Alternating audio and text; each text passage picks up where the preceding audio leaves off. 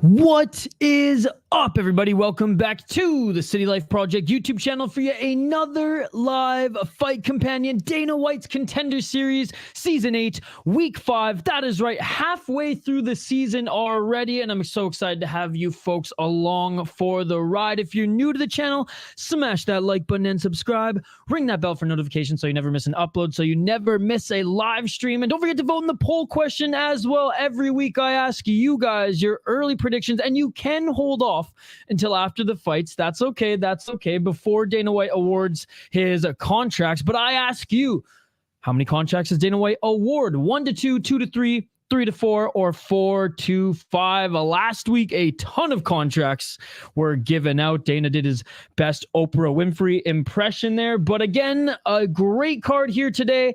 First fight, meh. But all the others after that should be awesome. It is a striker's delight tonight, ladies and gentlemen. Good to see you, Charlie. Good to see you, Hockey from Home. You don't know me, Justin Dillon. By the way, big shout out to Justin Dillon. Literally gave us a donation before the card even started. Shout out to him. We got the striking ace here. We got Tau 2, Austin Malley, Andrew. Good to see you guys. Good to see you. Shane, what's going on? How are 1 to 2 contracts still doing so well after what I've seen the past 4 weeks? Right? You got a $100 donation, Hockey from Home? Damn. All right, guys, the broadcast has just begun. I'm so excited. I was actually able to sneak in a run here. I did a couple, well, more than a couple. I did a few hill sprints before this broadcast started. Literally got back in my seat like 10 minutes ago.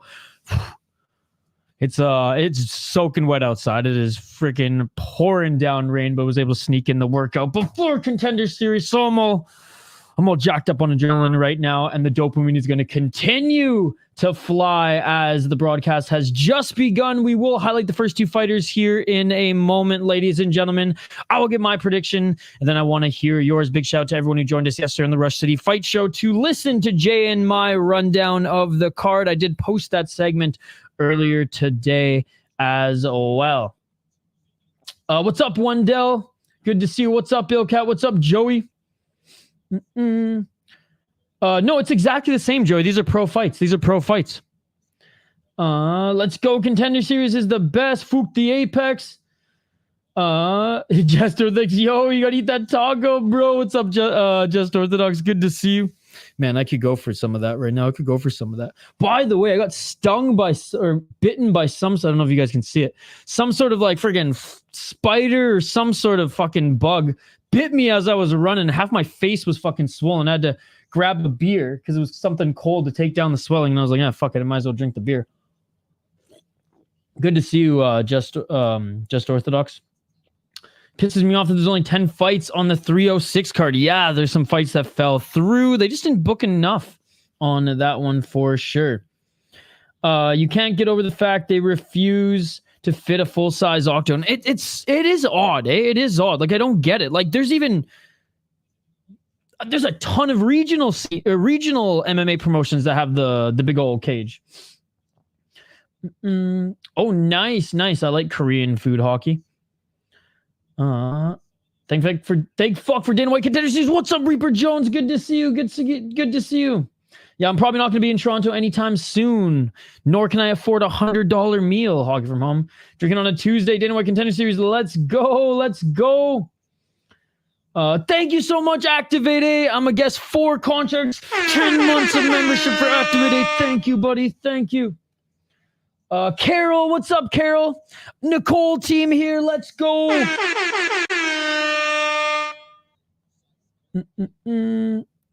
Brazil win. Let's go.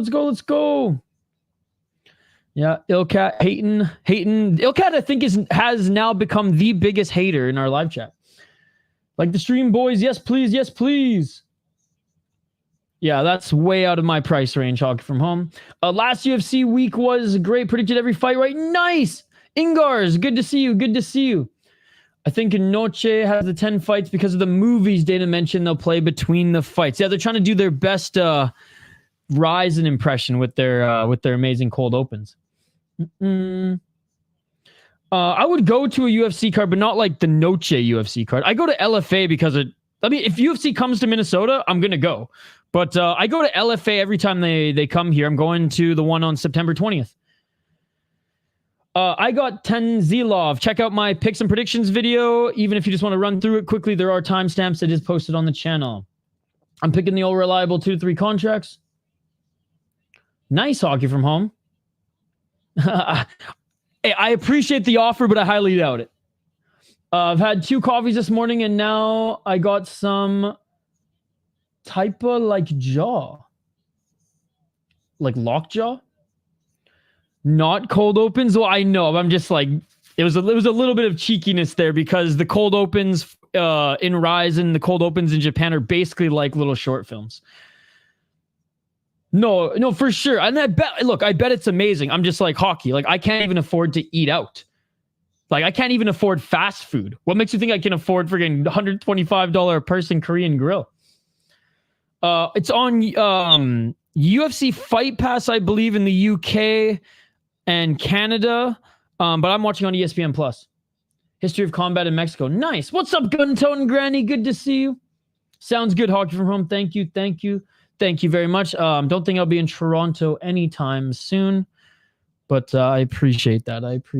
Okay, let's highlight the first 2 fighters here, ladies and gentlemen. And this one, I mean, look, we said this about the fight last week with the women. It turned out to be one of the biggest upsets on Dana White Contender Series history. Favorite fast food spot?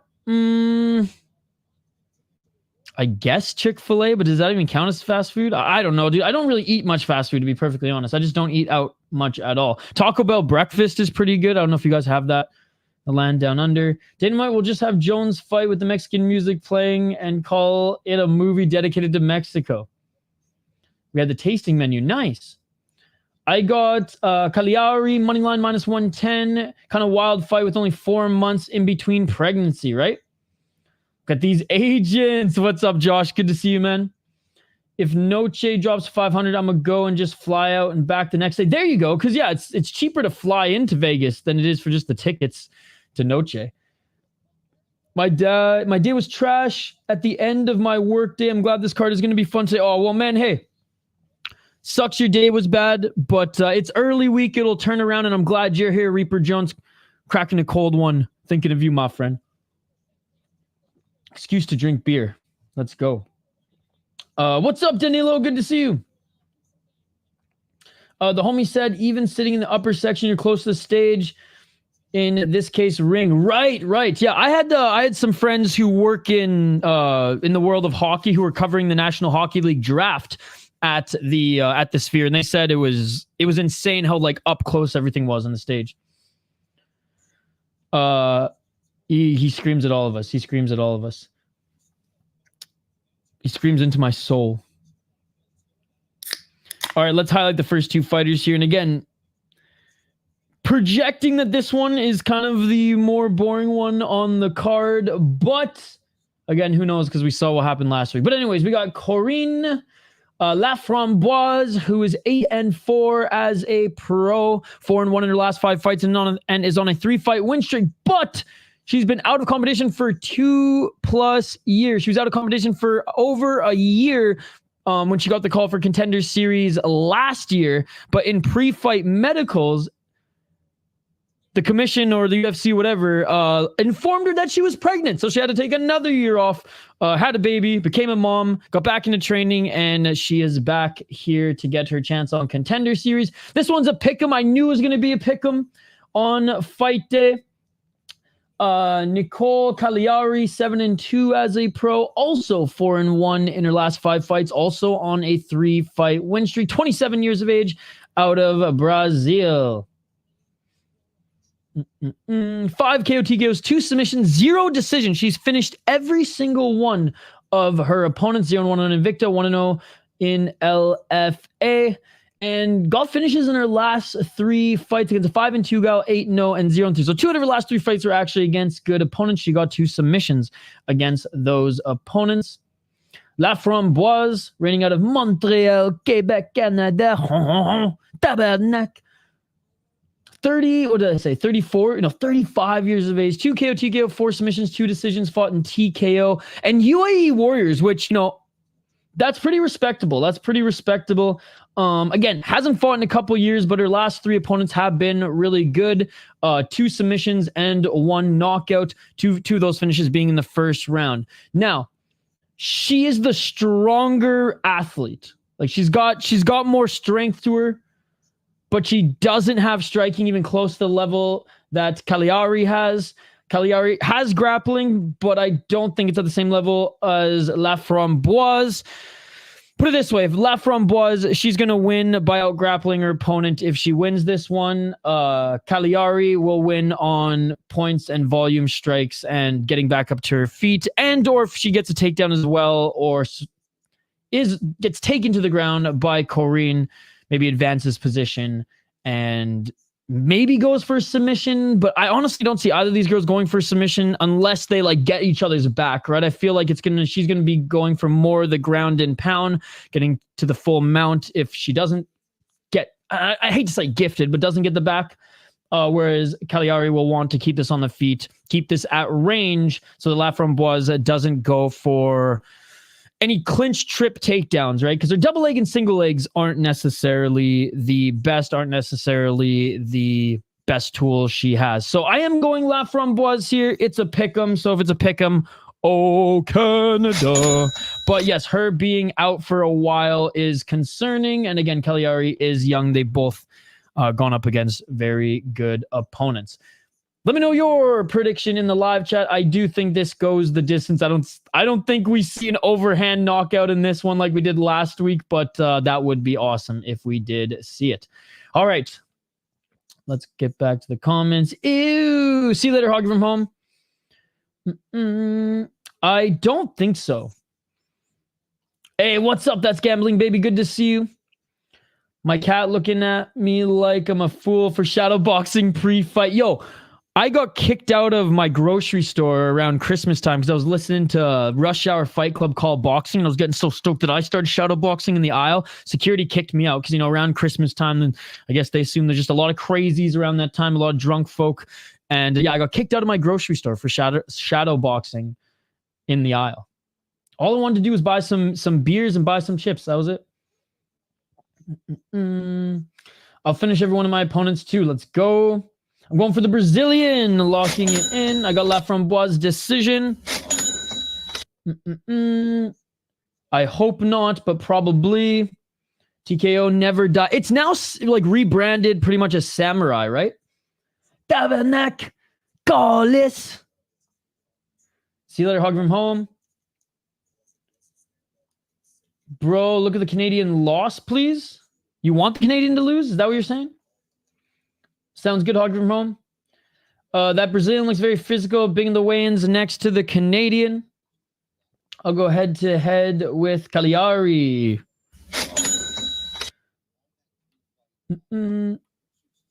I am Brazilian, but the music show fight is ridiculous.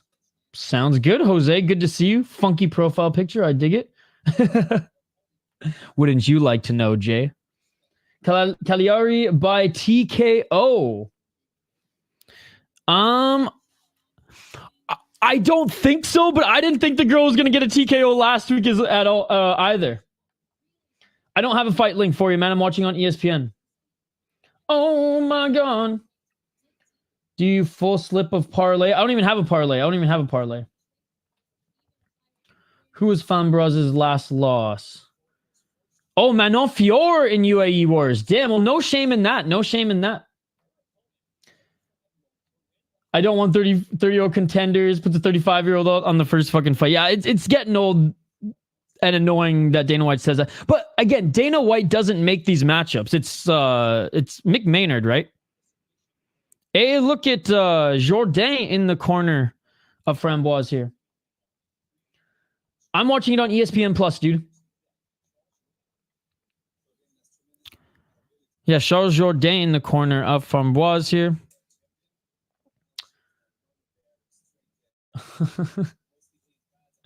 Charles Jourdain, he's one to root for, but man, it's a guy with a lot of talent who just is seemingly not going to reach his ceiling, right? Like high ceiling, but never reached it. It's kind of just not stuck in the basement, but stuck on that like first or second floor, right? All right, Cutman Tate looking at Framboise right now. Then she'll enter the cage, and then we'll get to the play-by-play here. And again, if you're new to the channel, we do live play-by-play, commentary, reaction, and of course, live interaction with all the amazing folks in the live chat here. There you go, Ben, doing God's work, doing God's work.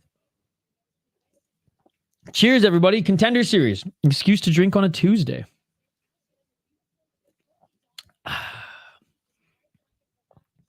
All right, here we go. Both of the fighters in the cage now. Took some 2 or 3 KO for the Brazilian. Also small action. I obviously want to see a KO TKO, and I really don't care if my picks are right or not, because I don't gamble. My picks are to go head-to-head with my boy Shane in the live chat in our beer bets. Shane and I go head-to-head on every single fight card. Whoever gets more picks right on the fight card owes the other person a beer. I'm still up a little bit in the beer bets, by the way. I'm still up a little bit. R7, read the chat, bro. Come on. You got 2 eyes, R7. You're a smart guy, R7. You're a smart guy. All right, ladies and gentlemen, tail of the tape up on screen here from Ross does have the reach advantage. Who gets to pick the bet between you and Shane?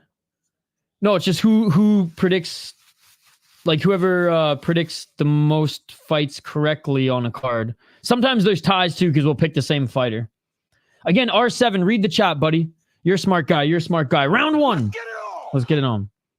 4 minutes and 58 seconds on the clock. Oh, nice counter left there by Caliari. 35-year-old in Dana White's Contender Series is crazy. Yeah. No, I mean, sometimes we'll make it spicy by trying to pick differently, but sometimes we do the same. There you go. There you go. In the clinch right now. Looking for the takedown there is actually Caliari with the body lock. What's up, Mateo? R7, read the chat. 4 minutes and 20 seconds. Nice knee to the body there by Caliari. Oh, and a nice takedown by Caliari. Didn't expect her to get the takedown from the clinch. Nice job by Caliari.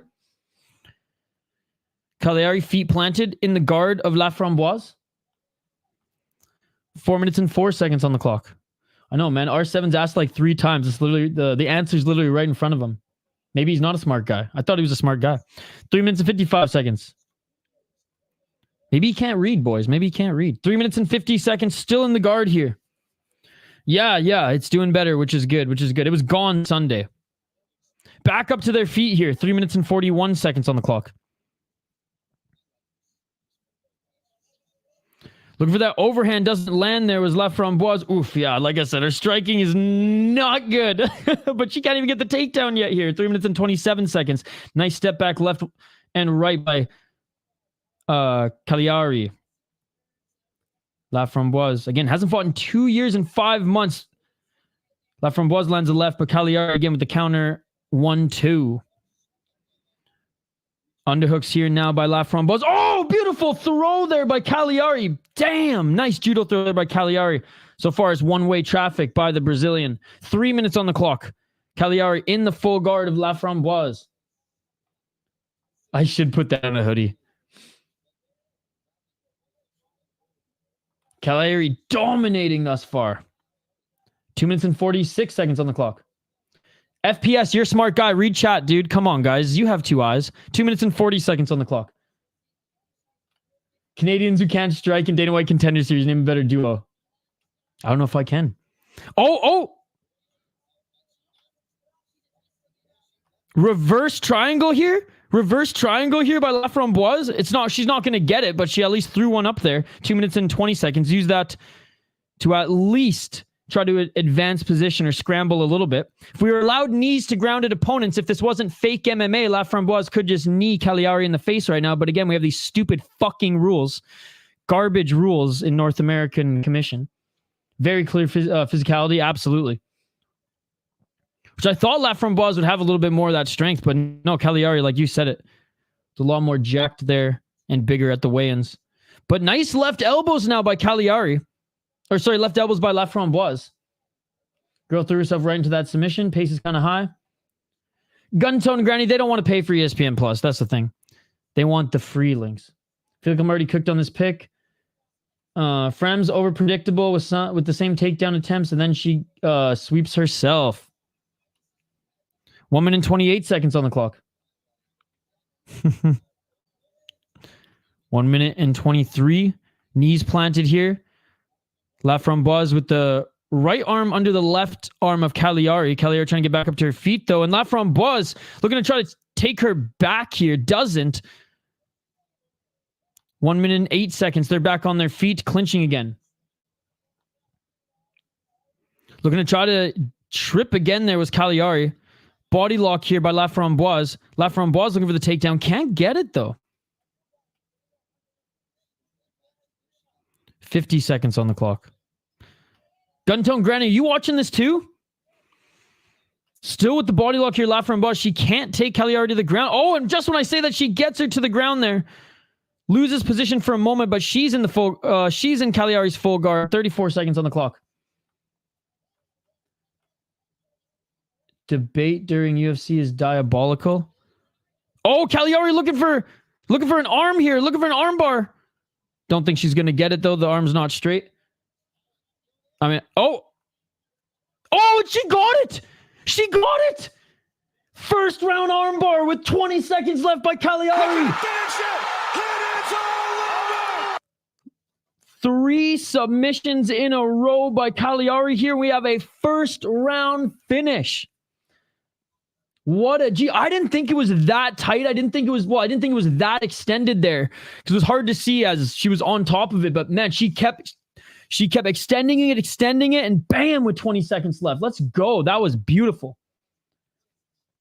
I had round 2. Nice tap. Yo, Brazil. Nice sub, man. Yo, Jose, why are you getting angry?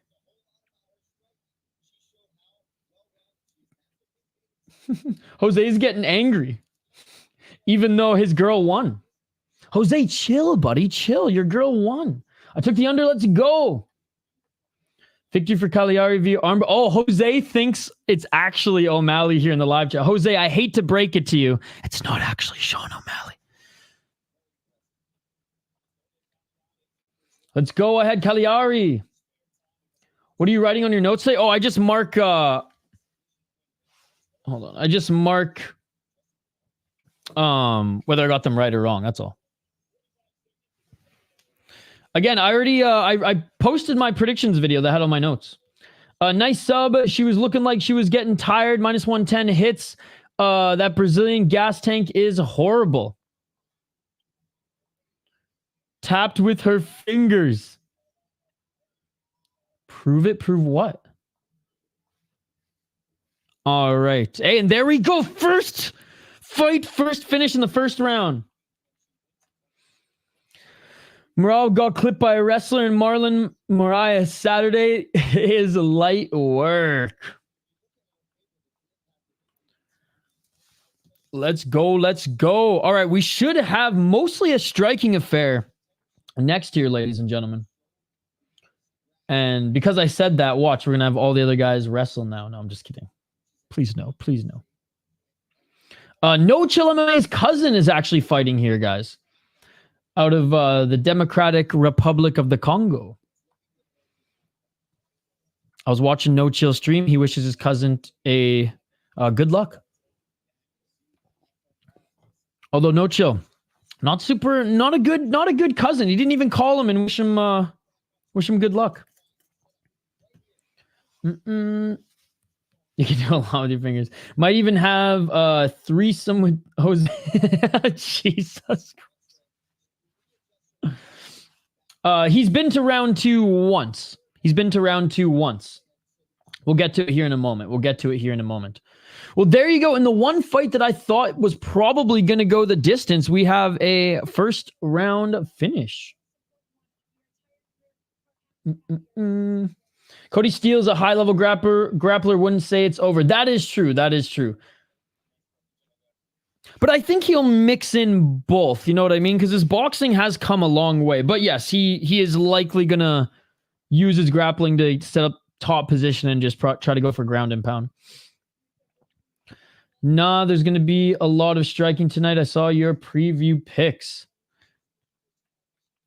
FPS 95%. Otar Tanzilov will win now. Is that just Tapology picks? 95%? He is the favorite. He is the favorite. You ain't wrong. 3-4 month training camp with Merab Develashvili. Otar will win. I got Tanzilov KO TKO round 2. Cody Steele is definitely going to grapple, but I find his style good. He's not just like lay and pray. He actually fights at a pretty high pace, and he throws a lot of strikes even before he advances position on the ground, which I like. I mean, he's just gotten better and better, and I love how like he was offered a Contender Series spot last year and decided to go back to the regional scene to fight, I believe it was a title shot, was it not? But anyways, fight a legit opponent. Exactly that. Exactly that. All right, we'll highlight the next 2 fighters here. Let me bring up Tapology. Again, by the way, big shout out to everybody hanging out with us here tonight. I know everybody and their dog is streaming Dana White's Contender Series, and the fact that you guys have chosen the City Life Project to hang out with in the live chat here means a lot. So thank you guys. Really appreciate it. Really appreciate it.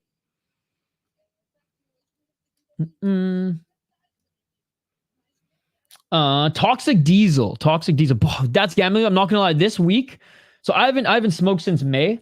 This week has been the toughest. This week it's been like I want to more than I have throughout this whole break. But I'm still going strong. Musasa by KO. Let's go. Thank you so much for your prediction. I can't imagine he's gonna strike in this fight. That Brazilian kind of wild, especially with size and reach difference. An unpolished Dillashaw style, more grappler than striker. Yousri is minus 1,050 now. I'm sorry, but that dude shouldn't be minus 105 versus a box of pizza. Hey, thank you guys. Don't forget to smash that like button and subscribe.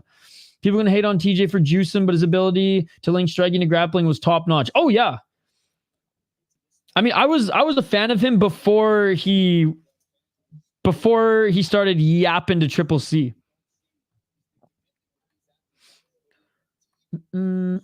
What happened to Quintet Ultra? I'm not sure.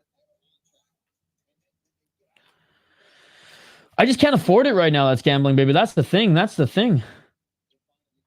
What's up, Diego? What's up? Hey, Diego, the same place where you get your UFC streams, buddy. The same place where you get your UFC pay-per-views, wink, wink, nudge, nudge. It's there. Or ESPN Plus or Fight Pass. All right, let's get to this next one, ladies and gentlemen. Otar Tanzilov against Josias, Musasa, the KO Wizard. 7-0 as a pro for Musasa. Undefeated, 25 years of age. Wink, wink, nudge, nudge. What's up, buddy? I'll get there, buddy. I'll get there. We're not on that fight yet. Although I picked Cody Steele to win. I do think Ottoni is a very good underdog, though. Probably one of the better underdogs on this card. The only concern is he hasn't fought in 2 years. 25 years of age, 7 KO TKOs, 0 submissions, 0 decisions, 3-0 in African knockout. Which, by the way, there's some nasty, nasty submissions and highlights and just knockouts that come out of that promotion. Probably because like the level between the good guys and the not that talented guys is that vast. But it's a fun league to watch a bunch of highlights. Beat 5-1 guy and 6-1 guy in his last 2 fights, which are awesome. And most of his fights are first round finishes, ladies and gentlemen, except for one where he didn't look super gassed even in the second round, but he's fighting a 0-1 guy. But having said that, he was only 3-0 at that point. Didn't even have an amateur fight as that was canceled. The concern is he only started grappling like 2 fights ago. So in 2000, I think it was 2023 is when he actually started like focusing on grappling, despite him already being a pro in mixed martial arts. And I'm sure he had a little bit of a grappling back, but he started to take it seriously just last year. Now, Otar Tanzilov, very much a striker as well, very much a kickboxer. However, he is more well-rounded. No worries, Darren Young. Good to see you, man. Also undefeated. So the battle of the undefeated fighters here. He is 9-0 as a pro, -210, 26 years of age. I love this. Mid-20-year-olds, undefeated, going at it here. 7 KO TKOs, 2 decisions, 0 submissions. 3-0 in Georgian Fighting Championship. He's also fought in Octagon with the C, which is a good promotion. He beat an 8-1 guy in his last fight against a guy who is a very good grappler. Now, Abdullayev did ragdoll him for a good portion of that fight before he himself gassed. They both were kind of tired, but Tanzilov did do more damage in that one. Then beat a 9-4 guy in UAE Warriors. 3-2, 2-3, not the best wins there, but beat a 7-1 guy when he was 4-0 and took him out in the second round via body shots. I do like his record overall, his resume overall, and he went 2-2 as an amateur. Who's my pick, you guys ask? Who is my pick, you guys ask? Joey, the last one was a pick'em. All right. I am going with Tanzilov. They're both pretty big, but he's got good reach. His gas tank is questionable. I've seen him gas late in fights before, but again, I've only seen this guy go into the second round once, and he did look good. Don't get me wrong. It's not like he was huffing and puffing. But again, relying on his punching power, relying on his knockout power. Both of them have really good power, even though he's a little bit more of a volume striker. His power is insane. That's his bread and butter. That's how he has built his career thus far. But he's never been to the third round. So this one does go into deep waters, even though he doesn't look sloppy in late in fights, as I've seen. He still can pull out a victory, right? I just haven't seen him be able to do that yet in deep water, huffing and puffing, really digging deep. He's one-dimensional. He's got good boxing, but it's not necessarily like pocket boxing, although he's decent in the pocket.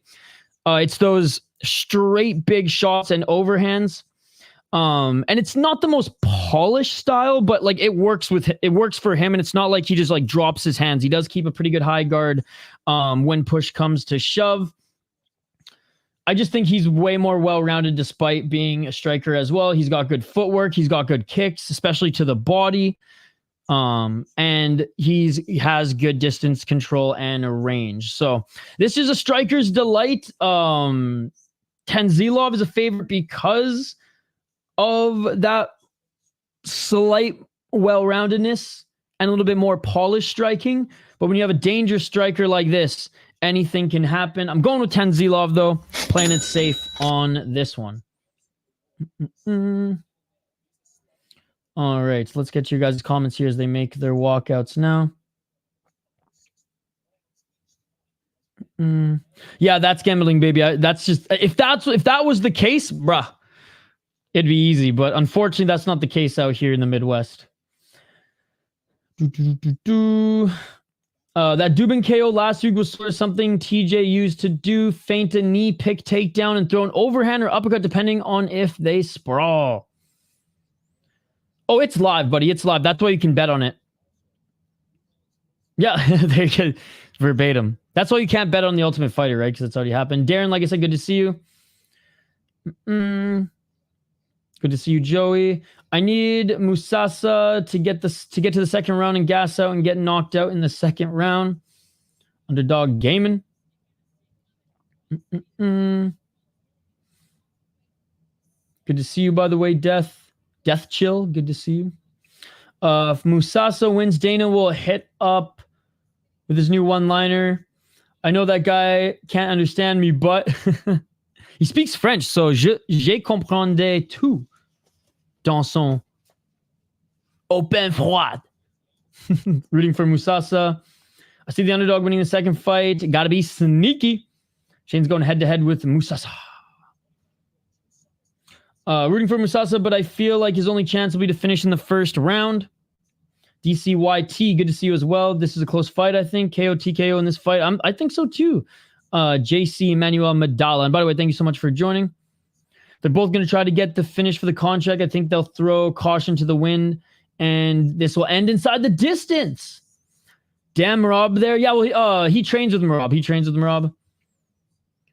Hey, what's up, MJ World? Good to see you, man. Good to see you. Cheers. Excuse to drink beer on a Tuesday. Contender series. I'm doing good, man. It's been a long, productive day. Got a long night ahead of me of work, but it's going to take a break and watch fights. How you doing?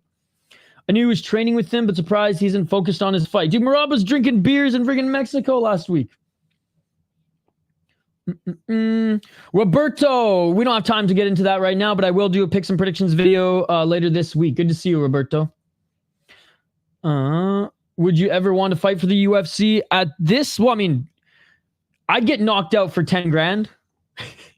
I'm not good enough. Now, if I continued, because I did like do fighting competitions when I was younger, but it wasn't necessarily MMA. It was mostly striking competitions, like kickboxing, and then just like martial arts, like point fighting. The kickboxing stuff was way more intense.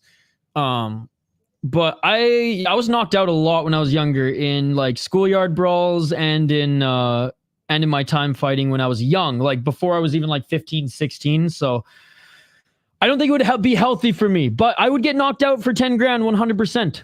100%. So now I do jiu-jitsu. And I hope to compete in a white belt competition in the spring or latest next summer. Fight suspended? The fight's not suspended. It's about to begin. Knockout, where's it going to cast some spells? Let's go. I'll go for Musasa. Both, Joey, both. Very much used to be on the cannabis as my poison. Very much used to be more of a cannabis user in Canada. But when I moved to the United States, it's a lot harder to get where I'm at. Doing great. That's awesome. Round one, ladies and gentlemen.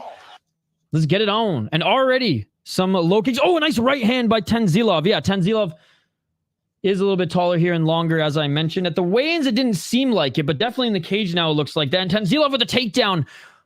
Back up to his feet here is Musasa.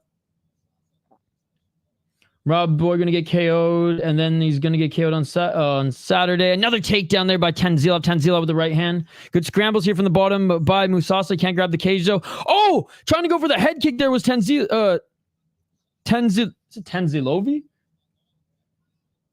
Tanzilovi, my apologies. Why do I keep calling them Tanzilov? Jeez. I really like the bet on Ribovic. What do you think, bro?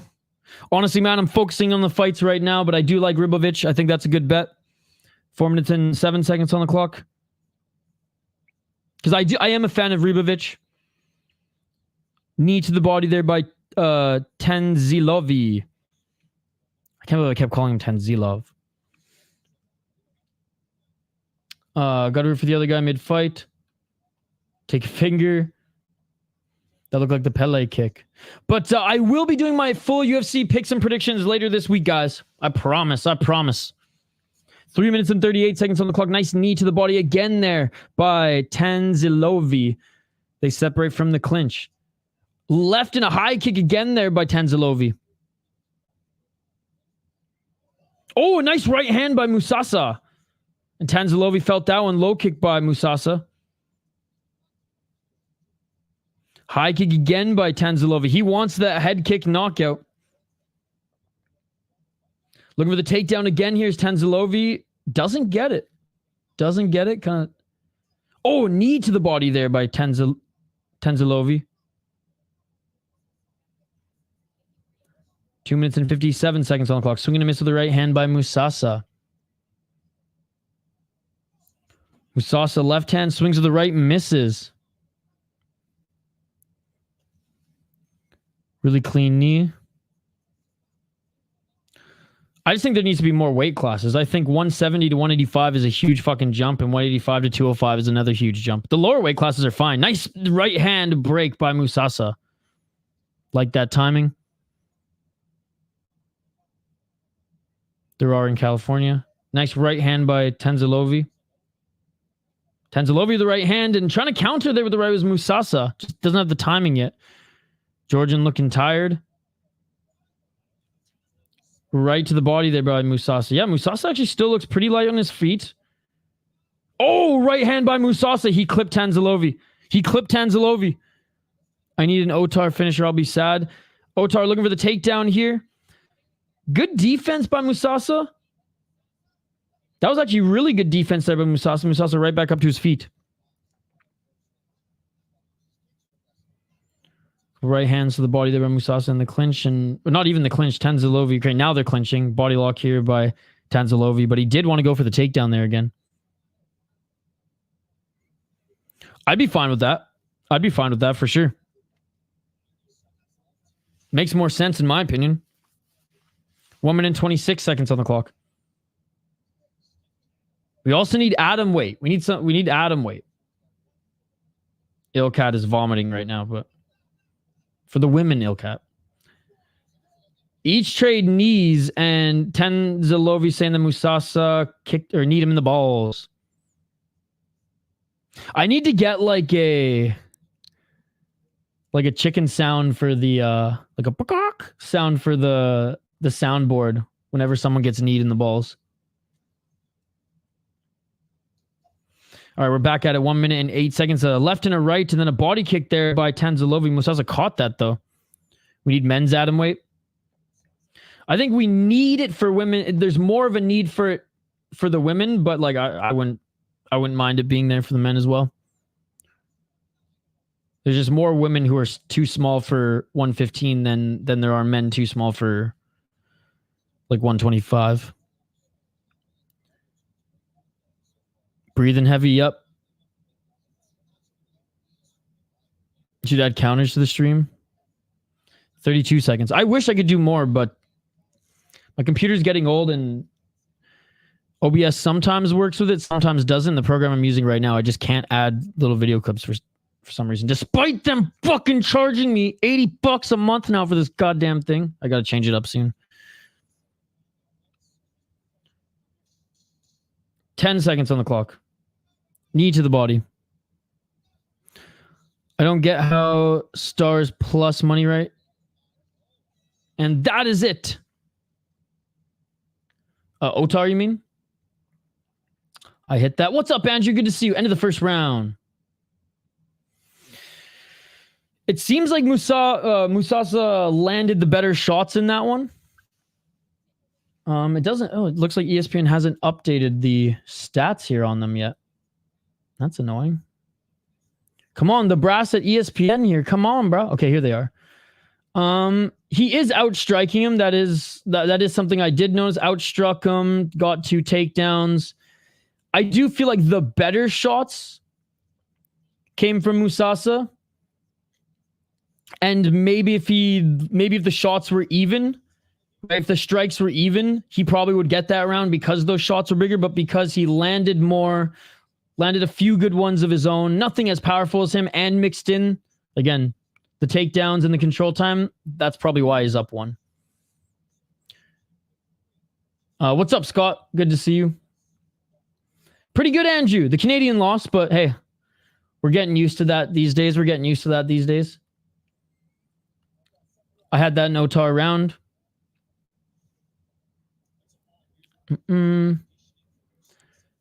It's supposed to be on damage. Oh, a nice little switch kick by Tanzilov. Tanzilov looking for a spinning heel kick. But it's 10-point must system. So usually like when the striking's pretty even, the guy who lands the better shots will get the round over a guy who has like in this case, control time and some takedowns as well. Nice right hand by Musasa in the clinch. Nice left by Tanzilov. I'm doing good, man. Better now that you're here, brother. So excited that you get to go to the event this weekend. That's going to be so much fun, man. Was that a little short right elbow by Musasa in the clinch right now? Knee by Tanzilov. I think his technique's great.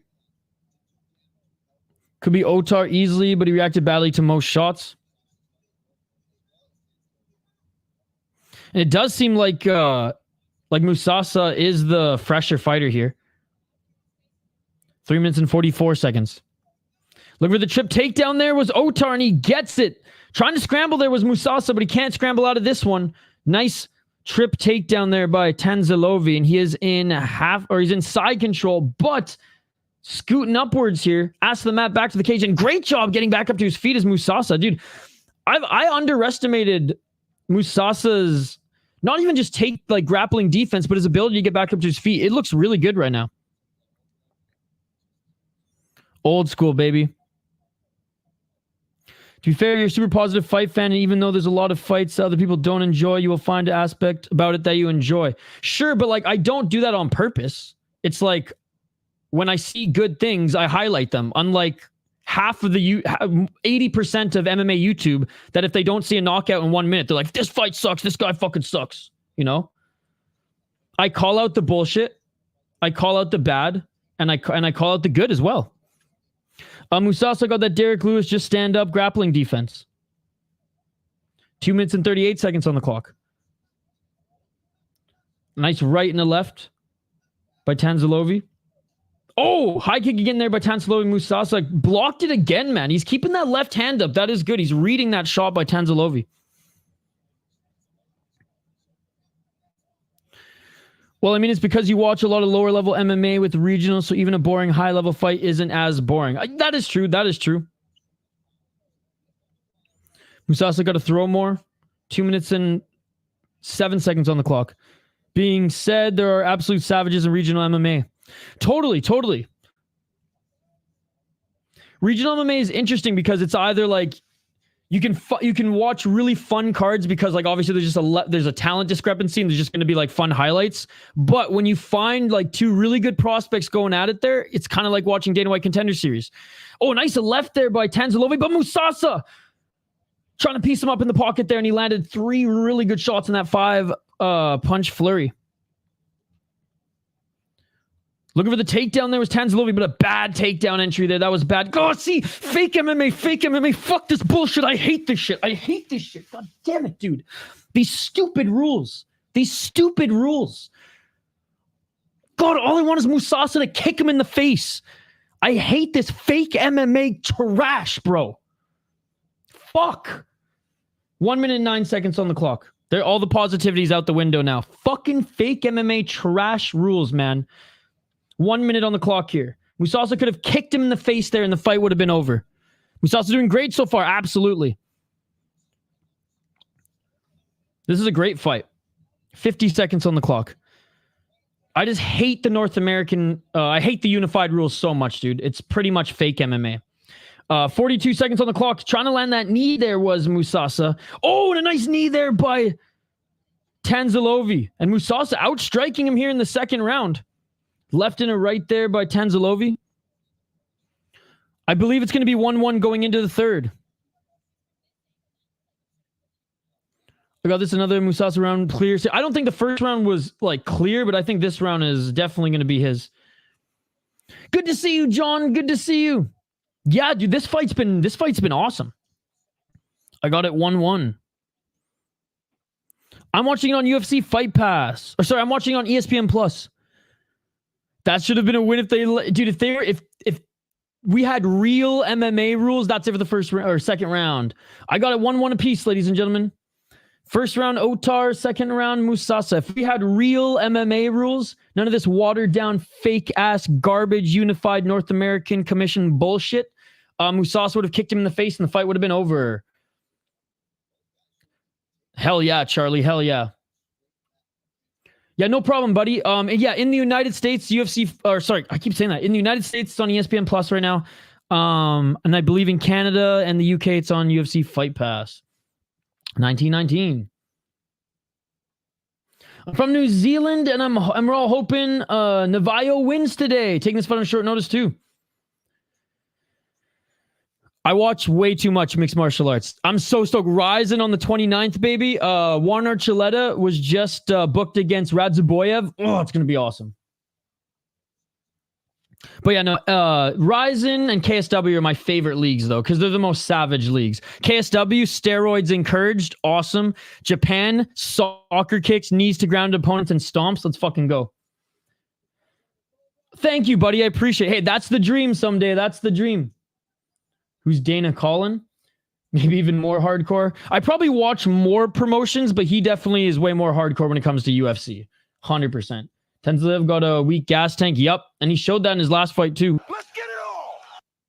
Looking for the takedown. Here's Tanzilov, and he trying to just control him here in the third round. I understand the game plan, but man, Musasa just athletic and as fuck here as he gets back up to his feet again. Ryzen, I buy the pay-per-views. On KSW, I buy the pay-per-views. But they're pretty cheap. They're like $20 each. Ryzen, you just buy from their website. KSW, I buy on KSW TV as well. Oh, nice knee by Musasa. Musasa with the left hand. Musasa just continues to move forward. I love this onslaught of pressure. Recognizing and probably game plan for this, that Tanzilovi just doesn't have the best cardio here, and so if he just keeps pressuring and pressuring, he can take away that range. I picked him as well. I don't know if he's a lot. I mean, I think his opponent is one of the better underdogs on the card, but what is concerning is he hasn't fought in 2 years. 3 minutes and 42 seconds on the clock.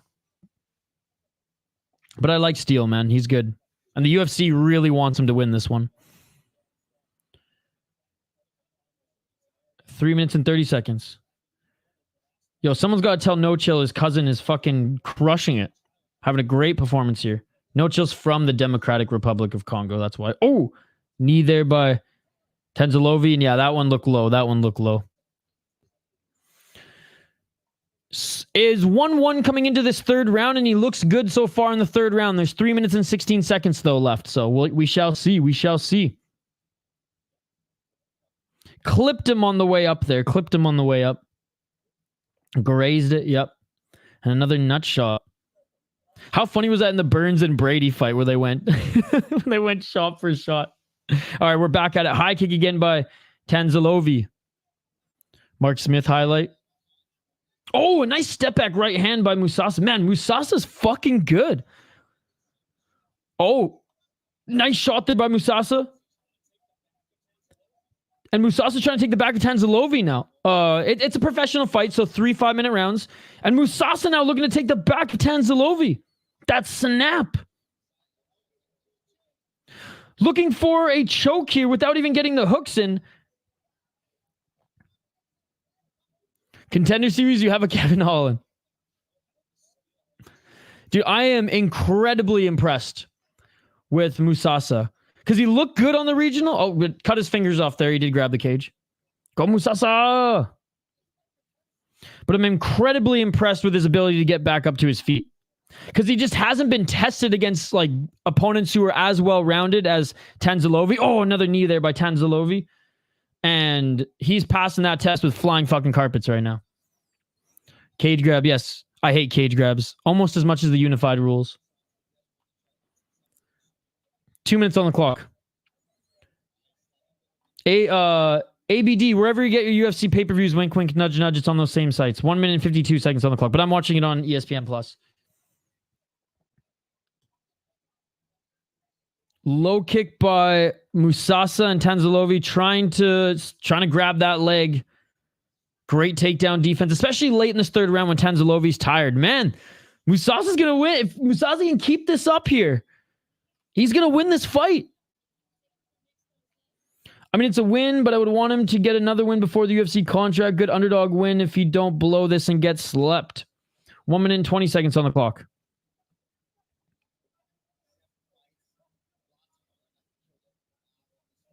1 minute and 12 seconds. This is just a huge test. Like I'm indifferent about him getting a contract or not.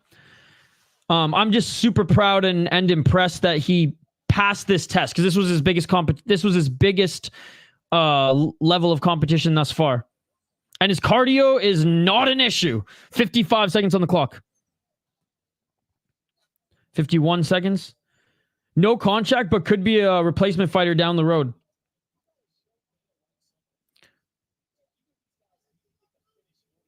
40 seconds on the clock.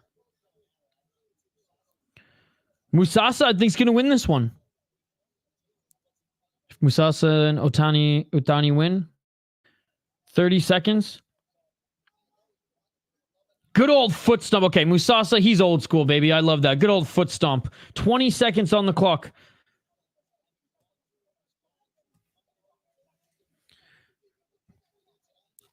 He's probably going to win, yeah.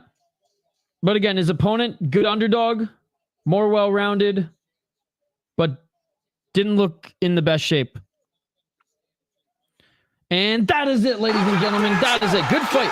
Good fight. Good fight. Going to the scorecards here. Or could be a week 10 fighter where people fight the second time. Yep. 29-28 Musasi. Give Musasi a contract. It's not his fault that Tanzilov tried to wrestle fuck the whole time. I smell a controversial split for Otar coming 2-1 Musasa. I got it 3-0 Musasa. Bravo. I don't think he did. Oh man, I don't think he did enough in that third round though. Oh, actually he did land some knees. But that was pre-fight. Right, this isn't live odds. Jesus Christ. More control time, same significant strikes. 3 for 14 is honestly not even that good if you think about it. Submission attempt. We're listening in for the decision, buddy. I can see it for sure. 2 undefeated guys split as possible. Musasa is contract worthy. Otar can fuck off back to the regionals. Well, I mean, he didn't have a bad fight. That Georgian had some flashing moments, absolutely. What's up, Lorenzo? Yeah, for a guy taking a huge step up in competition, he looked awesome. We're getting there. We're getting there, buddy.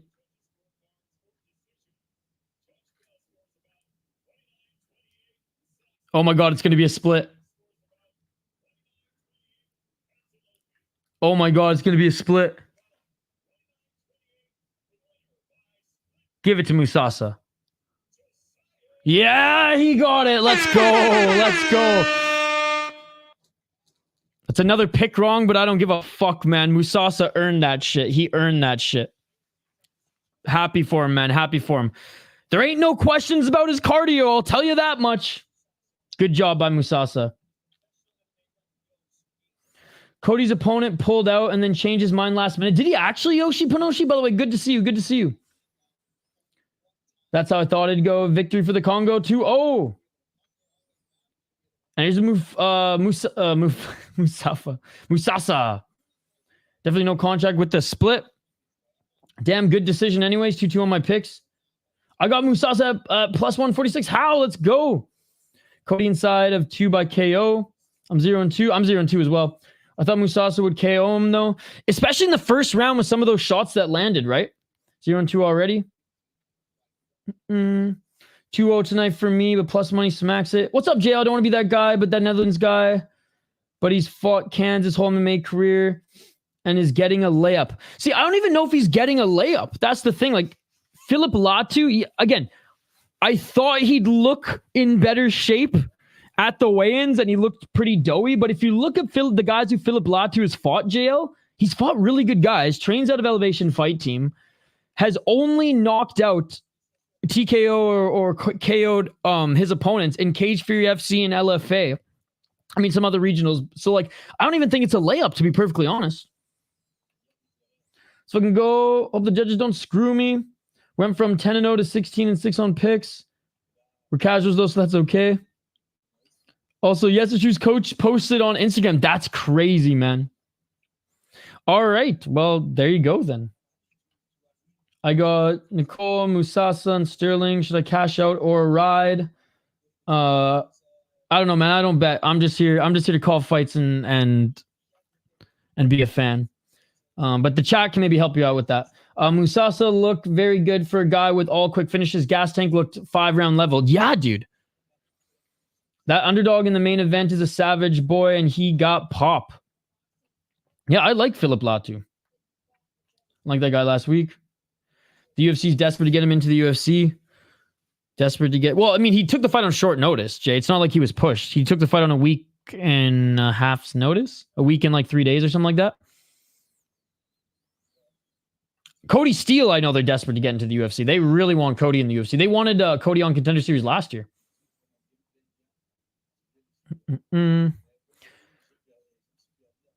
Damn, you already assumed that he's not going to get a contract. Like I said, whether he gets one or not, I'm kind of indifferent to it. I'm not going to be mad. I'm not going to be like overjoyed if he does. I'm not going to be mad if he doesn't. I'm not going to be overjoyed if he does. I'm excited that some questions were answered, right? Because he's still very young, especially gas tank questions and ability to get back up to his feet and defend takedowns. Like he is way more well-rounded than I thought he was. Yep, taking the opportunity, absolutely. He won't. That was a mid-performance for Dana White Contender Series. I took on my ex on less than a week and a half, and she finished me just faster than Masvidal finished Askren. So be careful. Be careful. Lucky man. Or lucky woman. I don't know. At least he's realistic. I mean, he's realistic, though, which is cool. He's not just like, yeah, I'm going into the UFC. Let's go. He's like, no, he's like, look, he doesn't look happy with that win, right? He wanted that knockout. He wanted that finish. He wanted that better performance. So respect, man. Cody dedication is crazy. He moved from Texas to Vegas to train at Syndicate. All right, I'm done meat right. No, it's all good, dude. He's awesome, man. He's awesome. And I like we were talking about it a little bit earlier. I love how he turned down Contender Series to go challenge himself with one more big fight in Fury. The debate on who's going to win between Merab and Aljamain, dude, that debate started last week. That's gambling, baby. That's the only debate we give a fuck about here. Actually, no, the only debate I give a fuck about here is the debate that Phil motherfucking DeFree's the best heavyweight outside the UFC. And until Francis Ngannou takes a step into the smart cage, he's still under that UFC banner. I want to see Iwasaki get a viral KO. Oh, I'd love that as well. I would love that as well. Bro, I need Vladimir's number. I want to interview her. You can jump on too. You can jump on too to validate or to deny any of her answers, because I got a lot of questions for her. For those who don't know, Vladimir is That's Gambling Baby's ex-girlfriend. And oh boy, does she have some stories. So we're trying to get an interview with her on the channel. Me too, man. Me too. But oof. But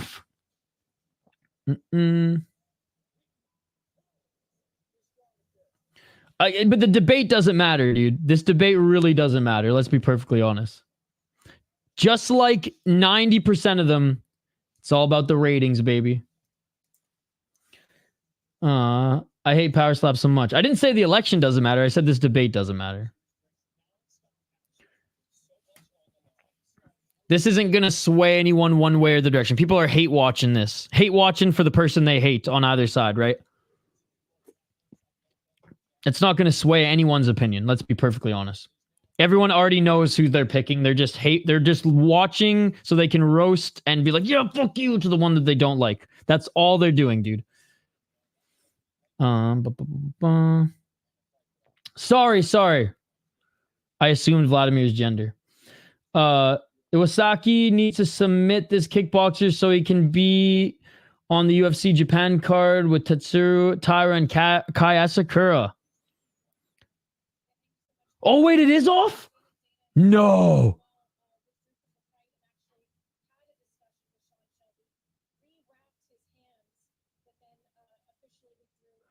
So he withdrew, like Yoshi Pinoshi said, rewrapped his hand, said I'm good, and then withdrew again.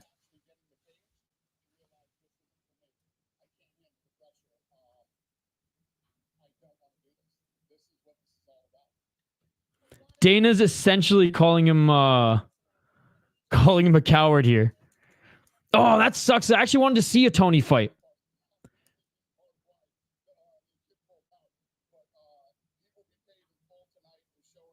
So Cody Steele's getting paid in full tonight. Surprise, surprise. Their darling star child that they want in the promotion.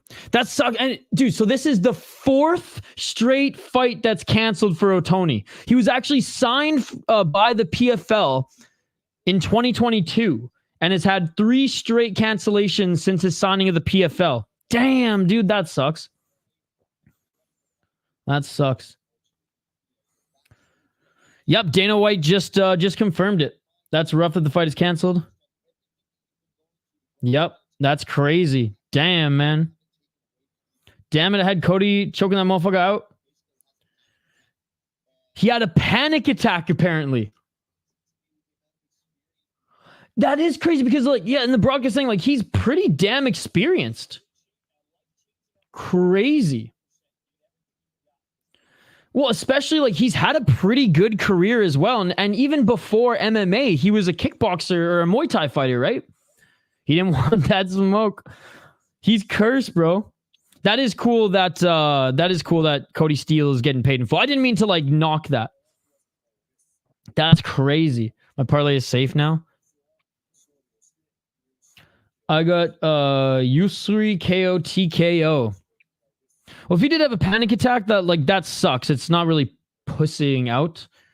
Unless he's just masking it as, like, I had a panic attack. If it was actually a panic attack, then, like, that fucking sucks. But again, it's curious that you're unable to control that, even if it's a mental hurdle for you at this stage in your career.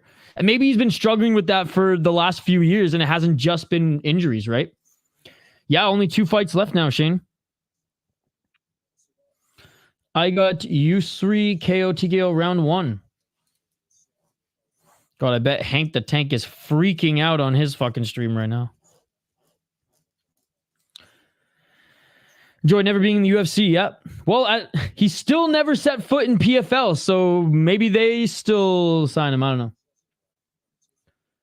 I had 500 on Steele, man. That was going to help pay rent. You put 500 on someone? Bro, that's crazy. I got Taiga.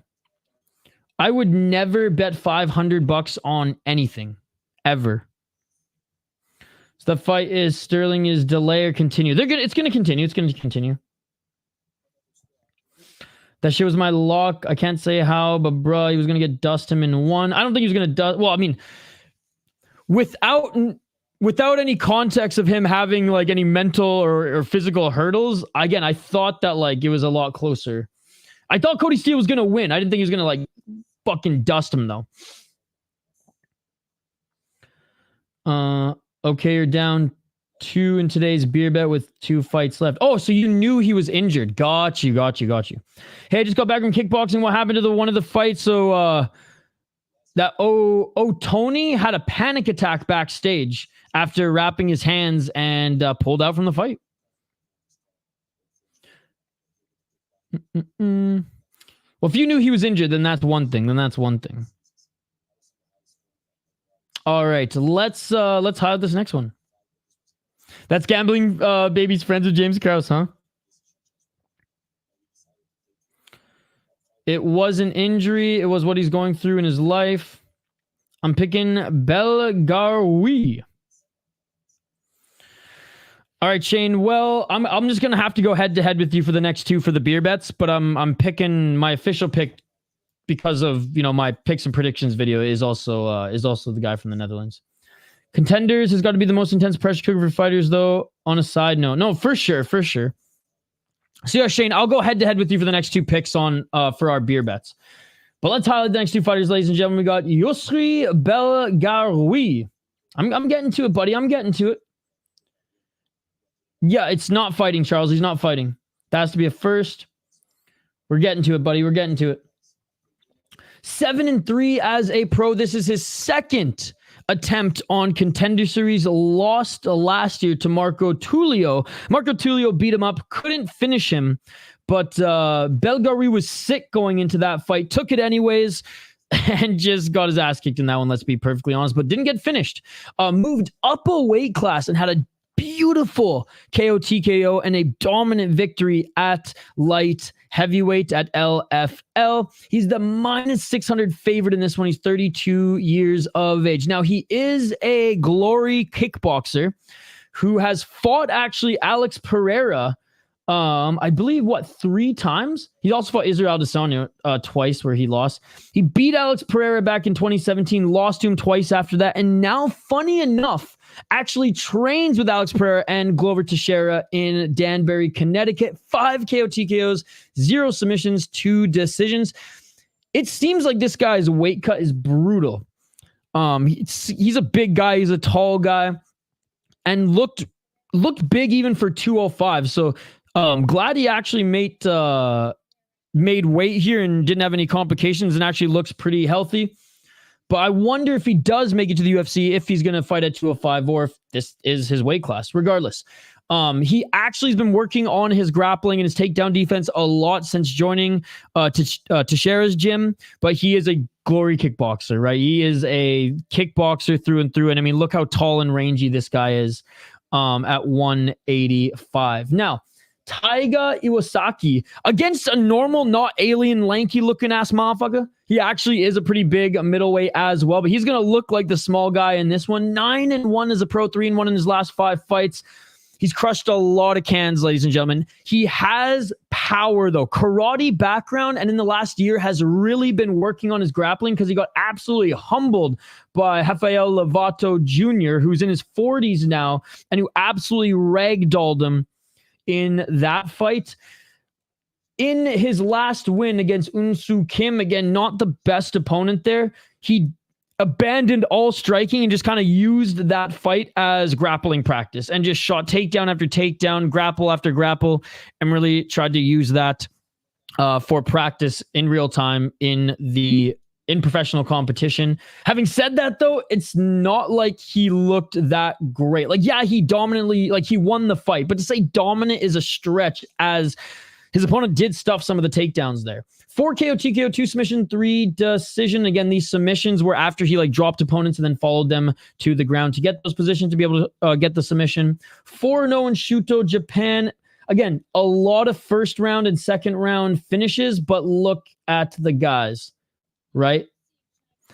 Best opponent he beat was a 7-6 guy, and he didn't even beat him dominantly.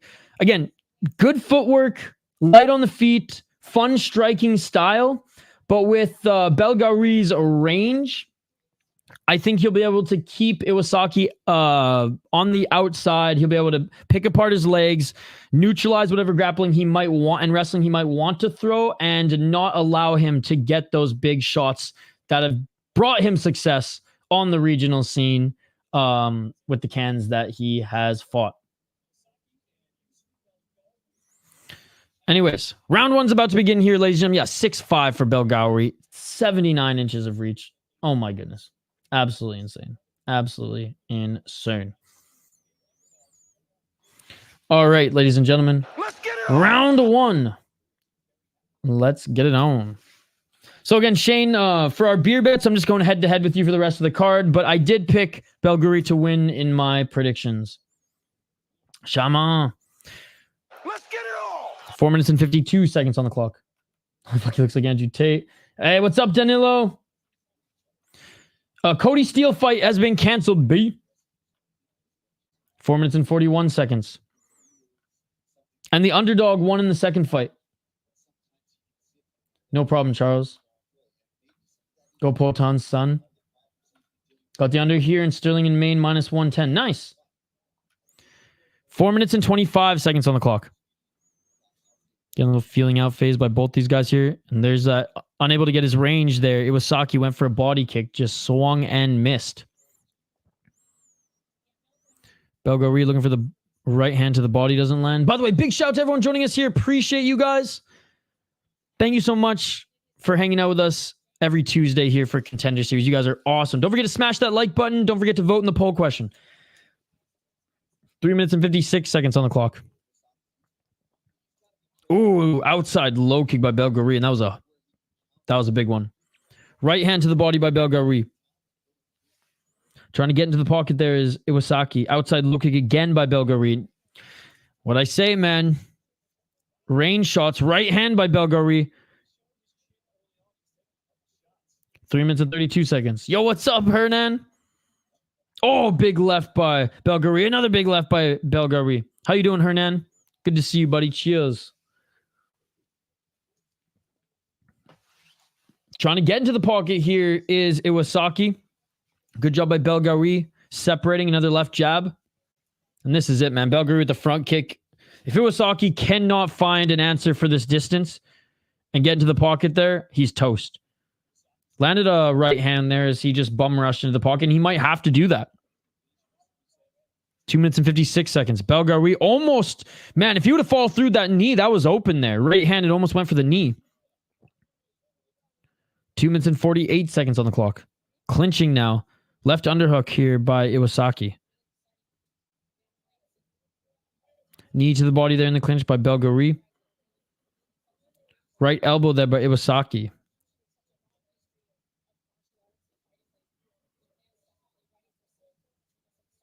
Two minutes and 27 seconds.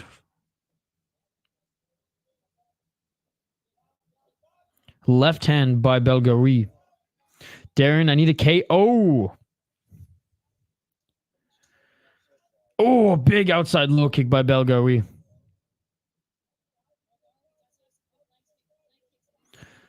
Hey, no problem, Andrew. Nothing but respect, man. I appreciate that you've been supporting my channel even back in the hockey days. Andrew, I'm going to stream hockey again this season on SodaPod, so I hope to see you there. Have a great night, Andrew. Cheers, my friend. Andrew, don't apologize, dude. It's Tuesday night. People got things to do.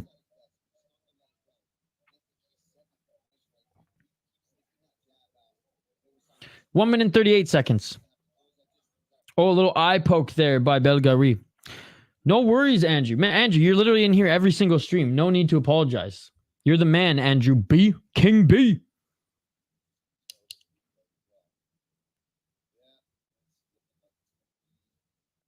Yep. Step back. Finger just grazed the eye there. Not a straight poke, but it looked like grazed that right eye. All right. We're back at it here. You only need like 30 seconds. 1 minute and 32 seconds on the clock. Oh, nice push kick to the body there by Iwasaki. It's like a little switch push kick to the body and a knockdown Belgaroui. 1 minute and 18 seconds on the clock. Knee to the body there by Belgaroui. In the clinch here. Oh, a nice short right elbow by Iwasaki. And another eye poke there. Yeah, but Iwasaki can't do that. He can't just walk away without the ref not seeing it. You can't just do that. The ref has to stop it.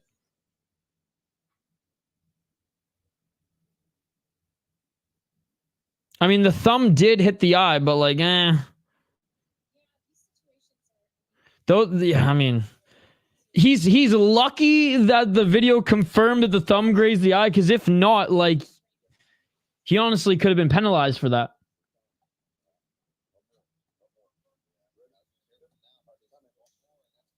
One minute and 6 seconds on the clock. Iwasaki 10 steps ahead. 1 minute on the clock.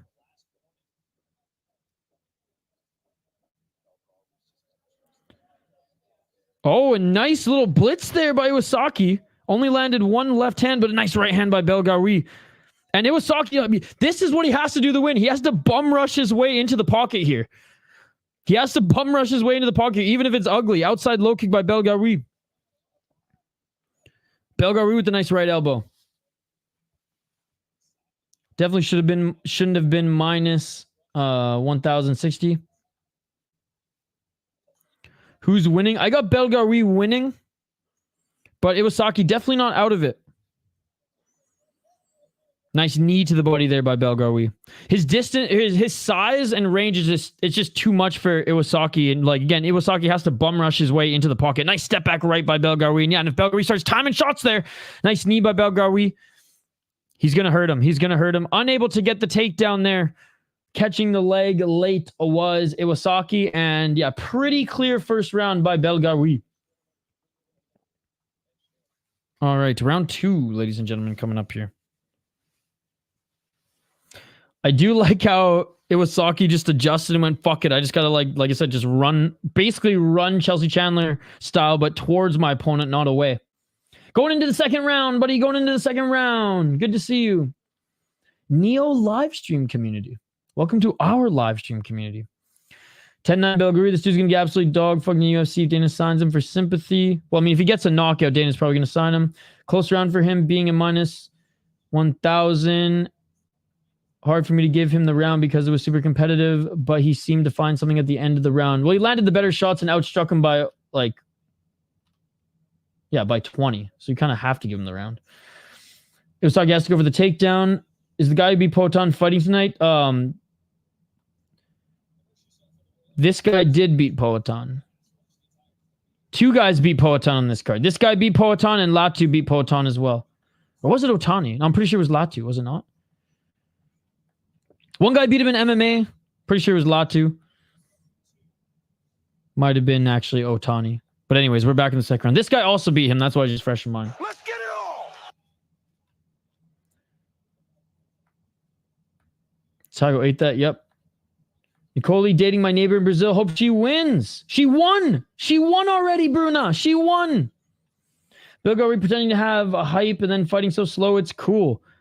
Oh, a nice right hand by Belgaroui. I mean, he's fighting a good game plan here. Counter and distance striking. I don't know. The guy pulled out beat Pereira and MMA. Okay, that's what it was. Yeah, that's what I figured. Because, yeah, they're... What was the... Oh, nice. Left and a right. But this guy also beat Pereira in kickboxing. Round two. Yeah, no problem, Bruno. No problem. Iwasaki going for the takedown here. Easily stuffed by Belgaroui. Left underhook here by Iwasaki. But yes, Ottoni, thank you. I was getting confused there. Ottoni beat Pereira in a jungle fight back in 2015. Third round rear naked choke. And then this guy beat Pereira in kickboxing. And then Pereira beat him twice after that.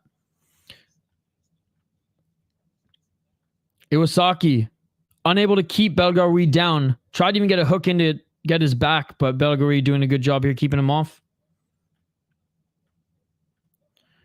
Hype doesn't equal style. I mean, I didn't think that there was any hype behind this guy at all, personally. I don't know where you guys are thinking that there was hype behind Belgaroui. 3 minutes and 6 seconds on the clock. He was fighting a guy who'd never beaten anybody with only beat one guy with a good, not even a good record. So, like, again, I don't know where this hype is coming from. 2 minutes and 53 seconds on the clock. My picks are crashing and burning. See, again, I disagree. 2 minutes and 40 seconds on the clock. My picks are crashing and burning.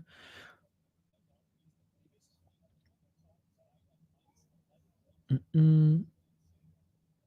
2 minutes and 30 seconds. There's hype around Steele.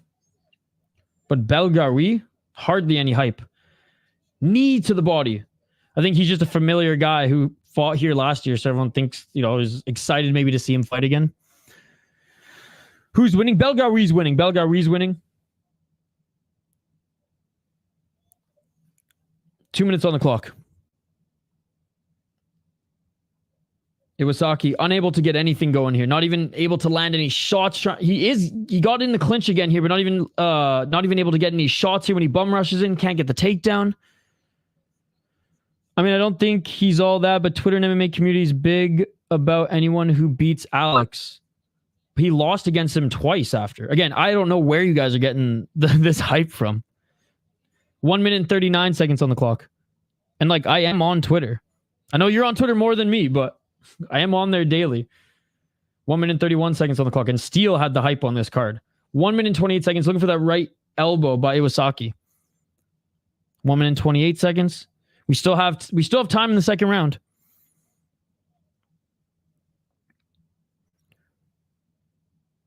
One minute and 14 seconds. It's true he's only fought cans. His opponent doesn't look like he's in the greatest shape, though. But I am going with Phillip Latu. Belgaroui. Beluga whale sucks. 58 seconds on the clock. Belgaroui should just separate here and try to continue to piece him up. Because at range, he was doing just that in the first round. Oh! Okay, Iwasaki didn't land that right shot there. Belgaroui tripped. Iwasaki trying to go for the takedown here, trying to get the... He has that left hook in. Unable to take him to the ground, though. Oh, definitely not. Unless he knocks him out, then Dana might just give one out, because so far we're only seeing one contract likely be given out.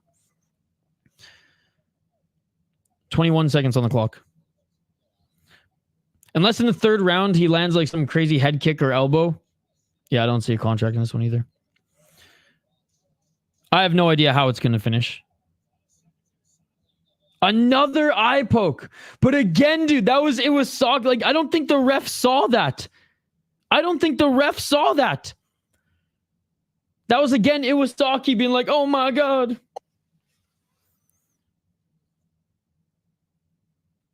I don't even look at, like, I didn't even know he was a minus 1,500. And again, that doesn't sway my opinion at all. I don't think any, like, I think those odds in MMA are crazy, so I don't really agree with them at all. I saw him as a minus, I think it was 600 yesterday. And it made sense because we literally went over it in the pre-fight segment. Ishikawa has beaten nobody, dude. So 100% he's going to be the heavy underdog. I think anything over like minus or plus 1,000 in MMA is crazy, and I just roll my eyes when I see it. Because look what happened last week. Take the point. Again with the eye poke. Jesus. Oh, this one. Did this one graze? Oh, it was a thumb again, but this time on the right hand. I mean, I don't know if I don't like Iwasaki, the one kind of dictating it, because the ref keeps missing them, but they are eye pokes. He's taken away a point. Oh my God. Emotional damage. Close them fingers. Okay, that looks soft, but I'm starting to think he wants to BS his way to a victory. Hit him with the Weidman combo. Dude, I've literally answered you so many times, man. Belgaroui got a point taken away, though, so I think Belgaroui's still going to win this fight, and if it's... that's the end of the second round. If Iwasaki wins the third round somehow, then it's likely going to be a draw. Got both eyes on one play. Belgaroui has poked Ishikawa 3 times now, so he got a point taken away. 5 more minutes. This might end in a DQ. I hope the judges find a way to give this to Iwasaki. Oh, dang. All right, we're going into the third round, guys. Going into the third round.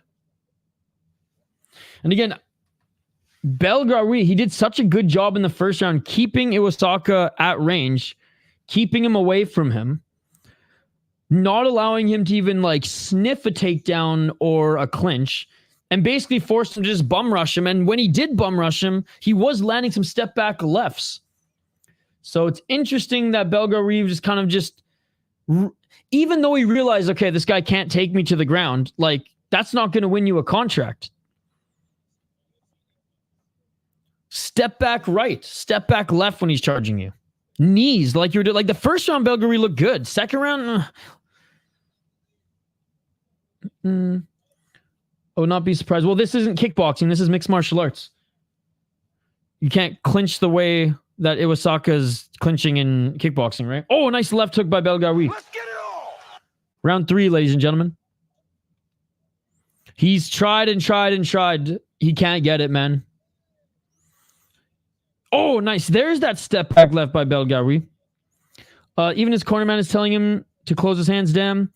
Glover looking motherfucking Belgaroui's corner. I think it is Glover, dude. He trains at Glover's gym. Do you see a lane for KO Belgaroui? I mean, he has to start landing clean. If one of those knees land, then sure. Yeah, Glover's pissed.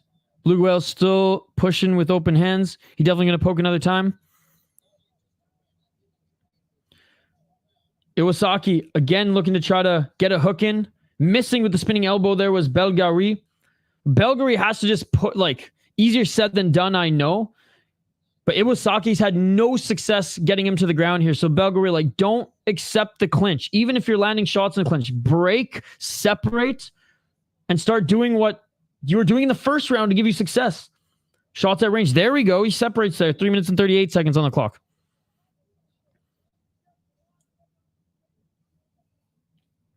Three minutes and 31 seconds. There's a left jab by Belgaroui.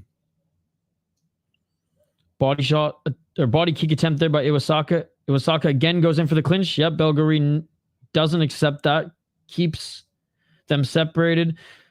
Belgaroui's just slow though, eh, guys?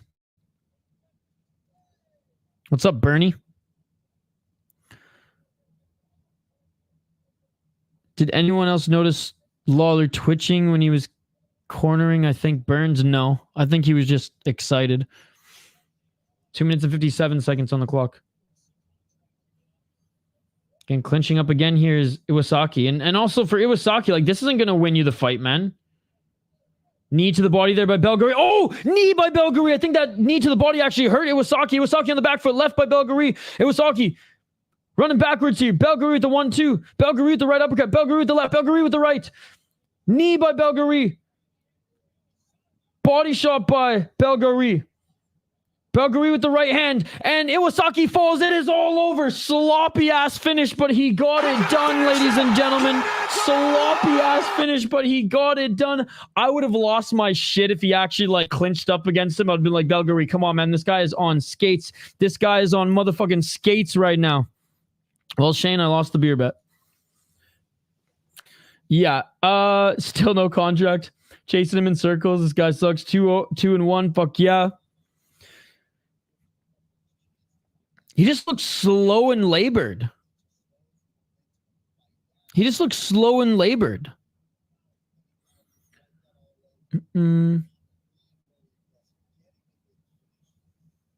Okay. You say this every time you come in the live chat. What's going on, by the way? What's up, chum? By the time he finishes him, finally my pick correct. 1-2. Let's go. Had under and Stirling. That guy sucks. I bet Belgaroui gets a contract so I can watch him get destroyed in every UFC performance. 17-6 overall. Let's go Stirling 3-0. He's acting like he just put on some superstar performance, which he didn't. What I will say is like, okay, yeah, you finally go back to the game plan that allowed you to do damage in the first round. And oh, surprise, surprise, you actually are doing damage and you actually find a way to finish the fight. Because in that second round, he was just accepting Iwasaki clinching up against him, knowing that Iwasaki couldn't take him to the ground, but he wasn't doing much, right? Get away from him, land those step back shots, attack the leg. Not gonna lie, hello Pillow Fist. Japanese fighter gave up more than he got the TKO. He's so lucky that he got the KO late because ain't no way he's getting a contract. I'm not impressed by your performance. Yeah, I'm definitely not impressed with him there either. And Iwasaki, not that great, so. Cheers, buddy. Appreciate that. Hopefully Dana White's just pissed off tonight. And we see a base Dana White who's like, yeah, you know what? Fuck this guy. I'm only giving that Brazilian chick the contract. Or if there's a knockout in this last one. Look at that. Another fighter cheats, then gets the win. Oh, what do you know? At least he got a point taken away. At least he got a point taken away. Damn, I lost. Yeah, I mean, at least he listened to his corner there and was like, yo, get the fuck out of the clinch. You're a kickboxer. Keep him at range. You're a kickboxer who's got like 5 inches on him or whatever it is. But anyways, he got the win. We saw a TKO. Congratulations. And yeah, there we go. I'm interested to see if Dana is salty Dana or happy Dana tonight, given that his boy Cody Steele wasn't able to fight. I'm getting to it, chum. I'm getting to it, buddy. Whoops. Let me get the Tapology matchup up and we'll do a little rundown. Hopefully this one's fireworks. Because we only get 4 fights tonight here, guys. What is this? Road to UFC? Come on. By the way, another big shout out to everybody joining us here tonight. Appreciate you all. Again, everybody and their dog are streaming Contender series, and the fact that you guys have chosen the City Life Project. That shit beautiful than a to hang out with. everybody here tonight in the chat. It means a lot. I appreciate you guys. Don't forget to smash that like button. Don't forget to subscribe. And don't forget to vote in the poll question. Those eye pokes ruined the fight. Let's be perfectly honest, though, too. Neither of them were that good. Isakawa wasn't that good. Yeah, and this guy is just too slow, man. Too slow. Belgaroui. Or Iwasaki, my apologies. That's it, Isakawa. Iwasaki. All right, let's highlight the next two fighters in the main event of the evening here. Unfortunately, the co-main event fell through last minute. And I imagine Cody Steele's probably just going to get a UFC contract. He's probably just going to get a fight, right? I don't think they're even going to bring him to Contender Series again. What do you guys think? Do you think Cody Steele fights in a few weeks on Contender Series, or this is the question. Do you think the next time we see Cody Steele fight will it be back in Fury? Will it be on Dana White's Contender Series this season or next? Or do you think it will be in the UFC? I think it will be in the UFC. I got Latu KO round 1. I'm expecting Dana to go on this is the biggest opportunity of your life. Come to fucking fight rant. Do you want to be a fighter? 1-2 contracts aren't looking so unlikely now. Yeah, right, Shane? Oh, my goodness. All right, let's highlight these next two fighters here. We got Navajo Stirling against Phillip Latu. Phillip Latu, 6-1 as a pro, 4-0 in his last 4 fights. 33 years of age, training out of Denver, Colorado. And he actually trains out of Elevation Fight Team. We know, great team there, great team there. All of his victories have been via KO. TKO's only loss has been via submission, and he's never been knocked out. Last fight, he beat a 10-6 guy, Cage for UFC, which he beat in the second round. Beat a 6-3 guy when he's 4-1 in the third round of Cage for UFC. Beat a 3-4 guy at Fury FC when he's just 2-1. Went to ECF. Beat a 3-2 guy when he was 3-1 in the first round. And he has a kickboxing background as well. Training out of Elevation Fight Team. What I read and what I saw is he actually has worked on his wrestling. He's worked on his continued to work on his submission defense after being submission. Vulcan, thank you so much. After losing via submission, thank you so much. You hit your parlay, Musasa and Belgaroui. Dude, Musasa, you were right. His cardio, unbelievable. I'll never question you again, Vulcan. But you know what I like about Musasa? Whether he makes it to the UFC or not, because who knows if he's going to get a contract. My questions were answered. He has good takedown defense. He has great ability to get back up to his feet and scramble, and he has good cardio. So I'm excited to see his next fight, whether it's in the UFC or not. Thank you so much for the 3 motherfucking euros. Thank you so much, Vulcan. Appreciate you. I think they'll give Cody a contract and have him fight soon. Yep. People keep sharing Dana's face on Twitter. He's not been amused today. Dana will give Cody a free handy, then get to the UFC contract. Latu KO run on. Vulcan, thank you so much as always, brother. How's your week going so far, my friend? So we went over Phillip Latu there. Navajo Stirling, a CKB guy. 4-0 as a pro, out of New Zealand, 26 years of age. I'm going over it right now, Vulcan. Going over it right now. Young gun here. Tall, lanky motherfucker. 6'4", and he trains out of, again, both these guys trains out of really good gyms. CKB and Elevation Fight Team, respectively.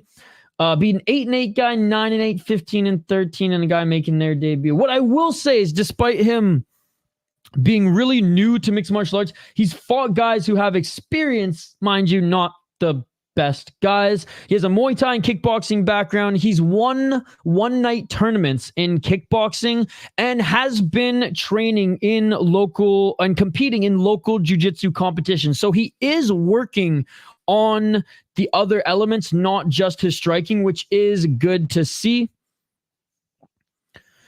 He did take the fight on a week and week and 3 or 5 days notice. So a week and a half's notice, as Latu's opponent did fall out. I've seen more tape on Latu. I've liked his fights against guys who I consider better competition. However, at the weigh-ins, at the face-offs, he just looks less athletic. He looks more doughy. But he trains at elevation, so I mean, I can't, like, his cardio must be good, right? But I don't, and it's not like he was super jacked or in crazy good shape in his regional fights either.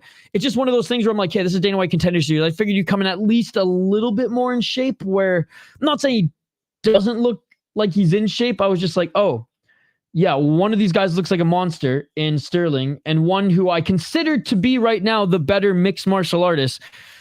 I don't know. So that concerned me a little bit. But having said that, I'm going with the motherfucking underdog USA. USA. USA. Week and a half notice for Stirling.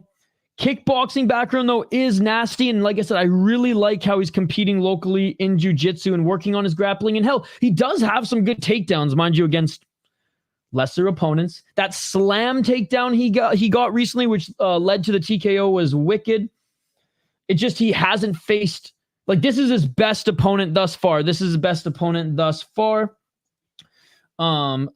I do think overall is well-rounded. Pocket boxer with some power shots. Trains out of a good gym. Despite him being a kickboxing background, just like Stirling is longer. He is lankier. His kicks are more deadly, especially his body kicks.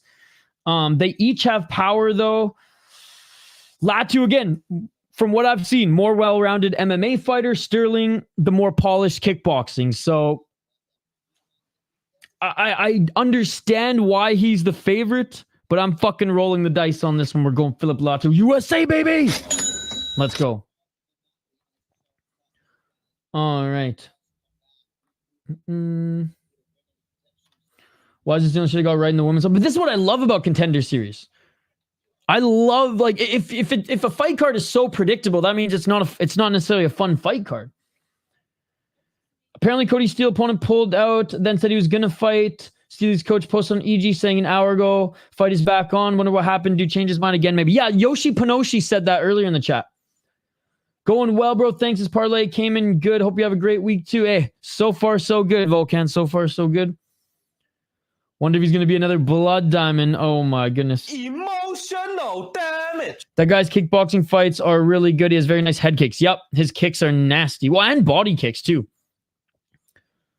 Motherfucker, hate the power slap ads.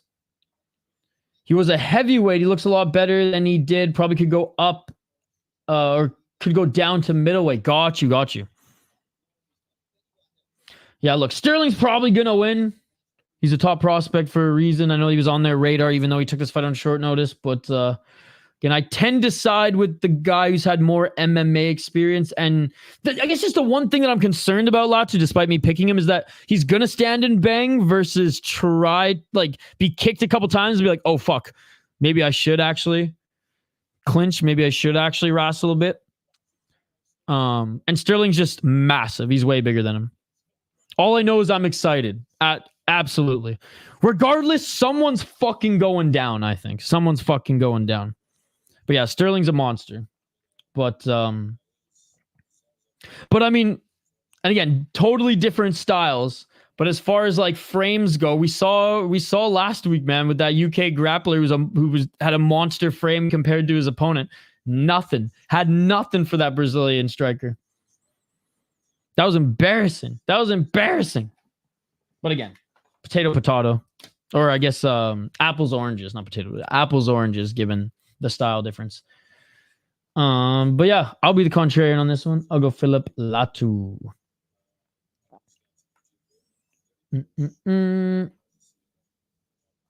Navajo Stirling, with only 4-0, even if he gets a quick win, do you think Dana White invites him back? I mean, Bo Nickel was 3-0? And Dana White made him come back. I'm just saying. And by the way, the fact that this guy's 4-0 gives me hope that when our boy, friend of the channel, LFA heavyweight, top-ranked Minnesota and Midwest heavyweight right now, Alvin Guzzi Hines. I say Calvin, Jesus Christ, Isha, friend of the show too. Alvin Guzzi Hines. This gives me hope. That when Alvin kicks his opponent's ass on September 20th in LFA, that he will get invited to Contender Series next year because the UFC needs more heavyweights. Guzzi is exactly what Dana White wants in a heavyweight, a guy who has better grappling He's gonna hate me for saying it's better grappling than hands, but just throws hard to finish and just puts on fights for the motherfucking fans. If this motherfucker from New Zealand gets a contract, Guzzi Hines better get a fucking call, ladies and gentlemen. Let's go. Let's go. Go watch Guzzi Hines' last fight, ladies and gentlemen. It was a fucking barn burner. 3-round war. He won the first 2 rounds and got a little fucked up in the 3rd round. I actually went to the event and I wanted to hang out with him after, but he had to go to the hospital, which was crazy. He was like drawing faces and hearts with his fucking blood like on his chest and face, waiting for the nurse to stitch him up too. He's just an absolute savage, man. Absolute savage. So shout out to Alvin Guzzi Hines. Not headlining, but he is on the main card when LFA comes back to Minnesota on the 20th. Where's Denial, by the way? I just gave his boy some love here. And he wasn't even in the chat to hear it. All right. Anyways, let me know your picks in the live chat, ladies and gentlemen. I imagine most of you are picking Stirling. And if and probably when Stirling wins, I know Hank's going to come into the chat and be like a Totoso. I'm fucking a Totoso. I know No Chill's just waiting to pull the trigger right now. Who else? Who else? All of Paradox's Chad. Frankie. They're all going to come and be like, Isha, you're dumb. You're dumb. USA. USA. But anyways, guys, yeah, let me know you're picking the live chat. And let's check in on the poll question here. Let's check in on the poll question here. Fighters are about to make their walkouts, by the way, guys. The cold open is just wrapping up. Oh, trust me, no one's sleeping on him. He's the favorite for a reason.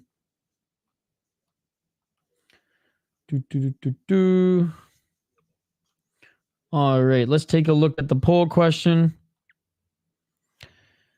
By the way, 32 likes. Come on, guys. Let's get to 40 likes. That's only 8 more. There's 55 of you watching. Don't forget to smash that like button.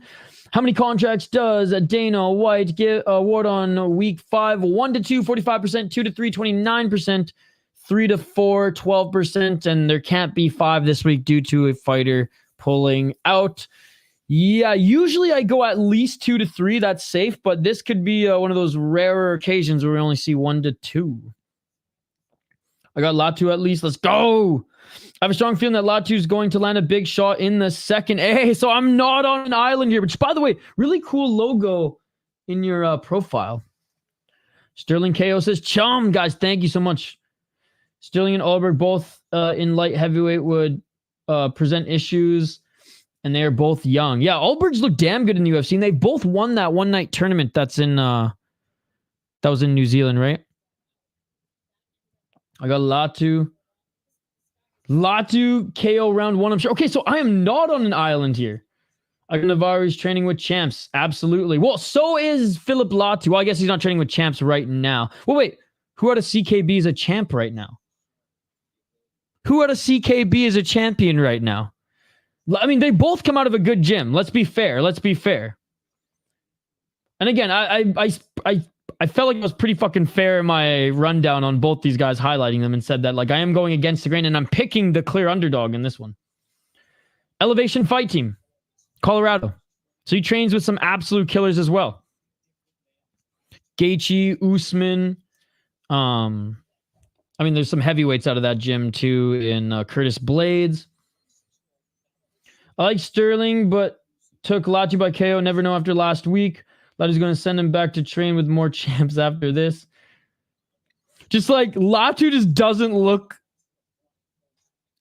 let's just say, as like as much of a professional athlete that Sterling looks like. And again, it's not like he did on the regional scene too much, but I thought he'd at least be a little bit more in shape in this one. But it is what it is. Shout out to the from the Philippines. Hey, thank you so much for joining. But at the end of the day, I really don't care who wins this one. I just want to see a good fight. I just want to see some good strikes. I just want to see another KO TKO. Because at the end of the day, I really don't cheer for too many fighters other than Charles Oliveira and Superlek. Superlek, obviously, kickboxing and Muay Thai champion right now. One of the greatest Muay Thai fighters in the modern era. Other than those two guys, like I really don't have an emotional connection, I guess, or stake in any fighters. I really don't care if they win or lose. I just want to see good fights, man. I just want to see good fights. He reminds me of like a baby to Iwasa. Or with his mustache, kind of like one of the Tafa brothers. He's nothing like Iwasa.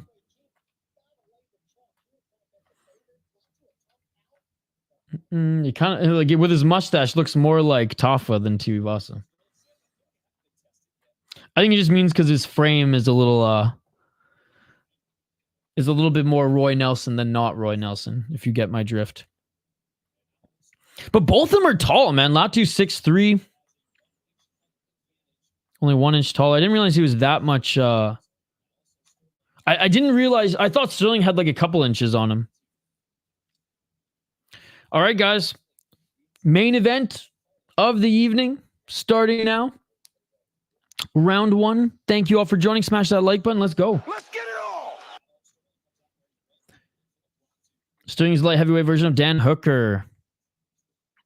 Outside low kick by Stirling. Nice low kick by Stirling. Oh, a nice right hand by Stirling. Low kick again by Stirling. Body kick by Stirling. Dude, that body kick throws super quick. 4 minutes and 35 seconds on the clock. Dude, Stirling just hammering kicks, which is good. I mean, that's one of his best tools. Which I talked about in the opening frame as well. Nice right hand to the body there by Stirling. High kick attempt there by Latu. Latu swinging a miss with that left. 4 minutes and 17 seconds on the clock. I sense some bias coming from our friend Rhodes. He is older. He is older. He literally wings in all his fights. Tide is the same. It's light heavyweight. You can be older in that division. Well, he only has 7 professional fights too, right? Wear and tear matters a little bit more than age in your 30s, but still. Oh, nice counter right there by Latu. Hey, Latu's got some fast hands.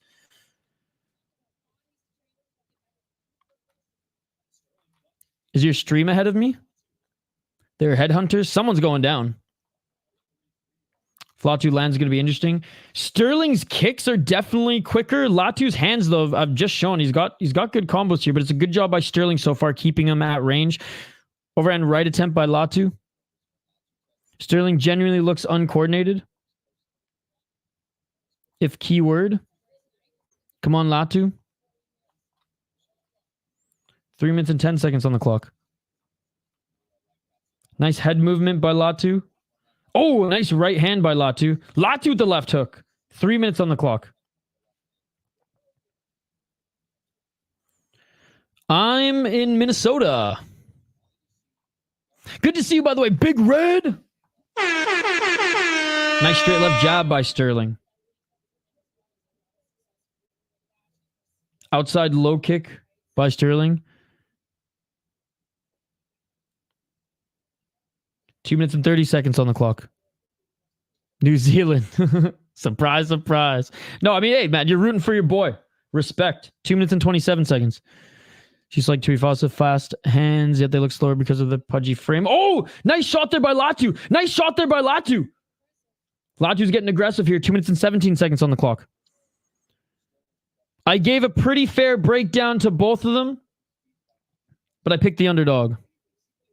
Absolutely, buddy. It's great to have you here. Hope to see you again. We got a good community. Left to the body by Latu, then outside low kick by Stirling. Again, I like Stirling's kicks. I like Latu's boxing, his striking more thus far. So pretty good back and forth affair. Oh, beautiful head movement by Latu and counter right hand. He's done that twice now. And now Stirling's looking for the underhooks here. Stirling might be looking for a takedown here as he clinches. Stirling, yep, he's looking for that trip. Stirling now looking for that left single leg. 1 minute and 28 seconds on the clock. Good takedown defense thus far. Stirling fighting for that left single leg on Latu. Latu, good balance thus far. 1 minute and 17 seconds on the clock. Is it weird that these past contends? What does that mean? 1 minute and 5 seconds.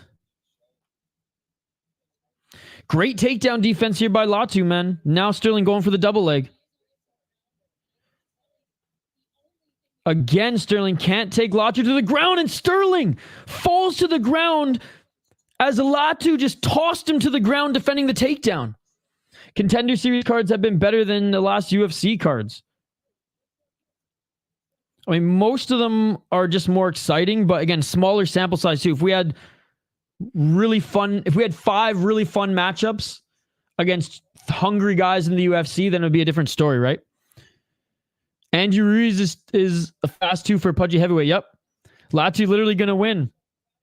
Beautiful head movement by Latu. Dude, he's looking good, eh, Dylan?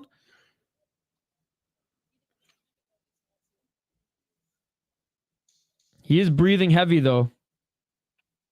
8 seconds on the clock. Spinning heel kick attempt there by Latu. What the fuck, bro? Right hand by Latu. Good display of respect here. They touch gloves. End of the first round. Latu is huffing and puffing. He is huffing and puffing, but a good first round there. A good first round. Latu did exert a lot of energy there on the takedown defense. Stirling, Tom about he will be the best of all time. Talking about he'll be the best of all time. Latu got that flattened brick physique. Is he already gassed? Latu plus 200, got to hit it. He's breathing heavily, whereas Navajo still looks like he's got gas left in the tank. So we'll see. We'll see. See again, Phillip Latu has gone to third round. He's gone to second round and third round before. He lost in the second round. Won in the third round. But it was early in the third round. So yeah, he's gone 2 rounds. And in kickboxing, he's gone to a few decisions, but obviously it's different. Latu built like a bag of milk, but he's still going to win. All right, round 2, ladies and gentlemen. Let's get it on. Latu looks fatigued. He does look tired. Spinning heel kick at the end was nuts.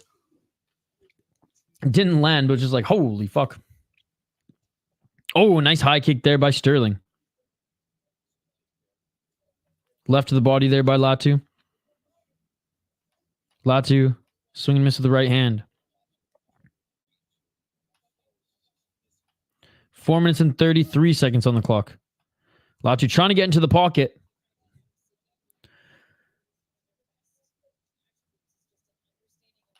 Also, have you ever heard that joke before? On God, I said that shit 11 years ago, and I swear it spread off me. I don't know. That's mine. The bag of milk. I'll give you credit. 4 minutes and 10 seconds on the clock. Oh, checking the leg kick there was Latu. Nice left and a right by Stirling. Stirling remaining patient here. Right uppercut and a left hook. What's up, liar? That's Gamble. Your stream must be ahead of mine, dude, because no one's been knocked out yet. I'm going to tell my kids I met the Belgian milk guy. How's it going, liar? Nice left by Stirling. I'm on ESPN Plus, though. That's my homie now. Let's go. That shit beautiful than a motherfucker. No problem, liar. How you doing? Front kick by Stirling. Latu pressuring him outside that center line. Oh, okay. Well, when I see Z's, I assume out. Oh, nice right hand by Latu. Making music as usual. Love that. Latu. Oh, tie clinch here by Stirling. Let's see. Oh, Stirling with a nice knee. Latu blocked that right elbow, but Stirling with another right elbow. Yeah, Latu, he's getting tired here. 2 minutes and 49 seconds. Front kick by Stirling. Right to the body by Stirling. Oh! Stirling just knocked him out! It is all over! Holy shit, he's seeing the Tweety Birds right now. Beautiful counter shot by Stirling. He remained patient. Found that counter shot, and it is all over. Beautiful.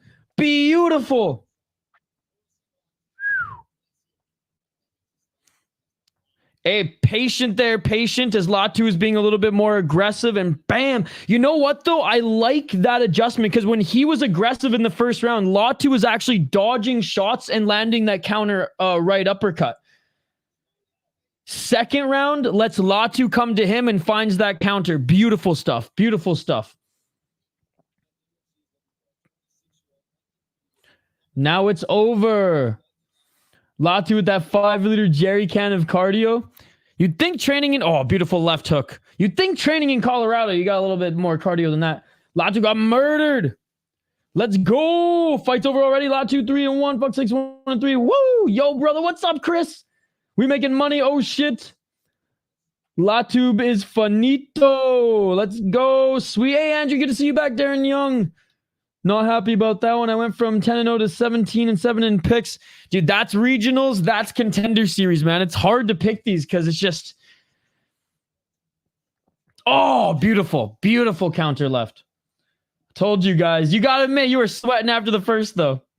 Again, T. Rhodes, no one was really, like, arguing against you, right? We were... All of us said, like, he's probably going to win. He's the favorite for a reason. But in the first round... It did show that he does have some things to work on there, especially being a little bit too aggressive with those shots that were allowing Latu to just dodge, then have that right uppercut. And obviously, if he can't take this guy down, he needs to work on his grappling a little bit more. But again, for a prospect that's only 26 years of age, dude, I'm excited to see him. I'm excited to see him. That left hook from down under. Latu knocked out. Told you Navajo was just nervous. I don't think it was nervous. I think he made the proper adjustments in the second round, right? In the first, he was a little bit too overzealous, and I like the kicks. But when he let Latu come to him, he was able to land the counter shot, and it was beautiful. Nasty left hook, though. Beautiful stuff. Beautiful stuff. Under and Coleman and Stirling moneyline -110 and Stirling KO +110. Let's go. Hey, I'm just happy we saw a knockout. I'm just happy we saw, honestly, a competitive first round as well. I want to see if they gave Latu that first round. Navarro looks like a white Adesanya. Easy money. No! They sleep the same way. See, I disagree that it's nerves, because he wasn't talking like it was nerves. He was talking with the utmost confidence. I think, like, you watch the fight, it was pretty evident what adjustments he made in the second round, right? Which is good. When a young fighter listens to his coaches and or recognizes the adjustments he has to make, that's a good thing, right? I've seen all their fights, buddy. I watched, well, it was easy to watch all his fights and a bunch of his kickboxing fights too, right? Navarro Stirling wins. Which comment, Andrew?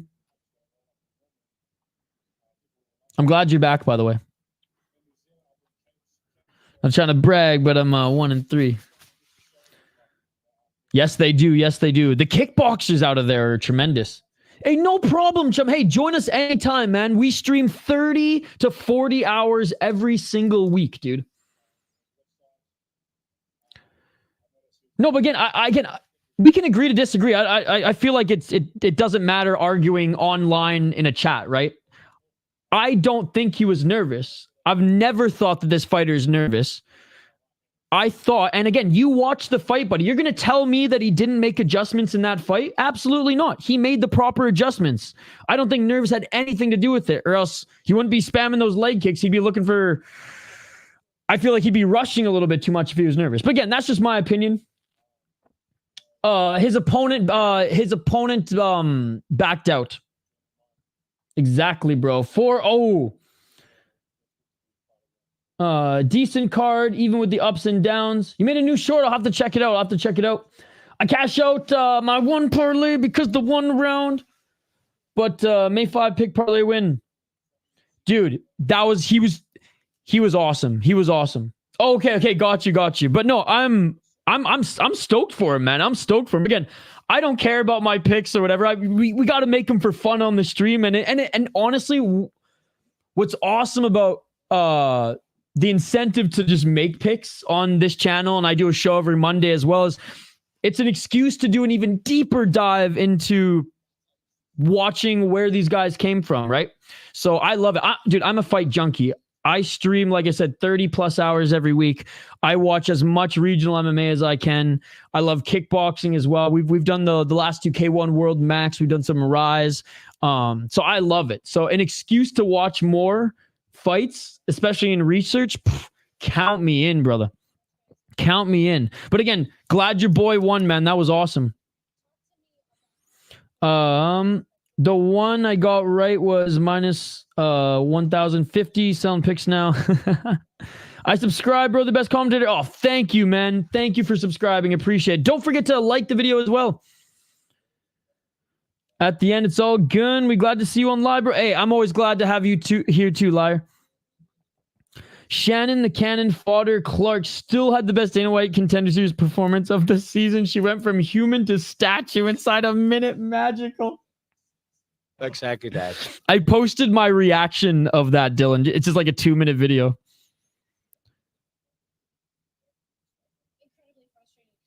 Cody Steele right now is talking to Laura Senko. Oh, man. I think they're going to give the Brazilian girl the contract. I think they're probably going to give him the contract, but he's only 4-0. Or 5-0 now. All right, Dana's now talking to Cody.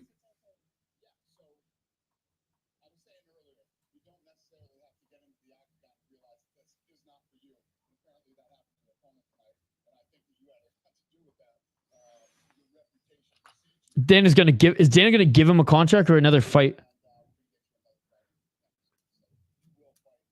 Okay, so he's going to fight this season. So it's probably going to be the last episode, right? Because, you know, cutting weight is taxing in its own right. So, yeah, you were right there. Hey, thank you, buddy. Appreciate you. Thank you so much. Went through 3 today. Pretty sweet. No, they're going to give him probably on episode 10. Hey, thank you for subscribing. Fuck, you guys are awesome, man. Thank you so much. Oh, I'm sorry, B. I did not mean to assume your gender. I'm a girl and was the biggest MMA junkie I knew till I came across you, motherfucker. Hey, B, well, thank you so much. Thank you so much.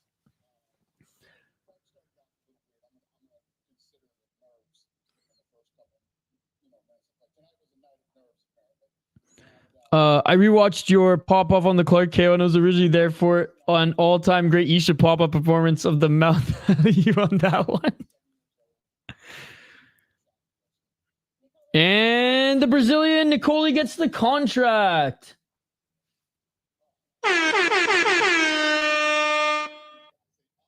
Damn, and then a Contender Series fight. That was awkward.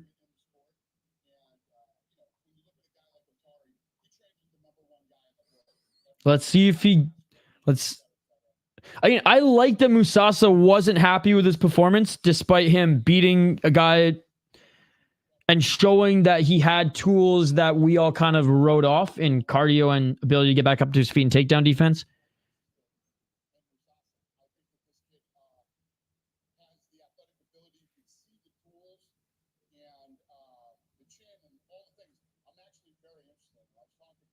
Dana's actually interested in him. Said especially for training in the Congo to have all these tools and that athletic ability.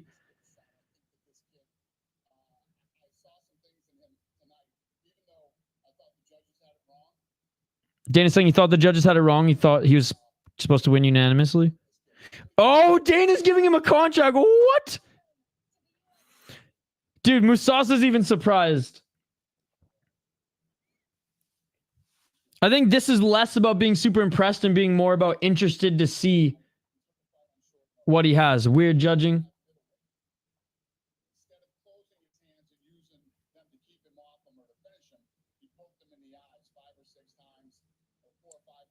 Dana roasting Belgaroui right now for the eye pokes. Oh, Dana not signing Belgaroui. Base Dana in that decision signing this guy who honestly we said like showed a lot of good things against the guy who Dana even admitted was more interested in, and not signing Belgaroui.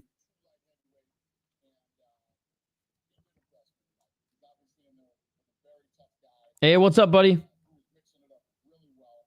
Yep.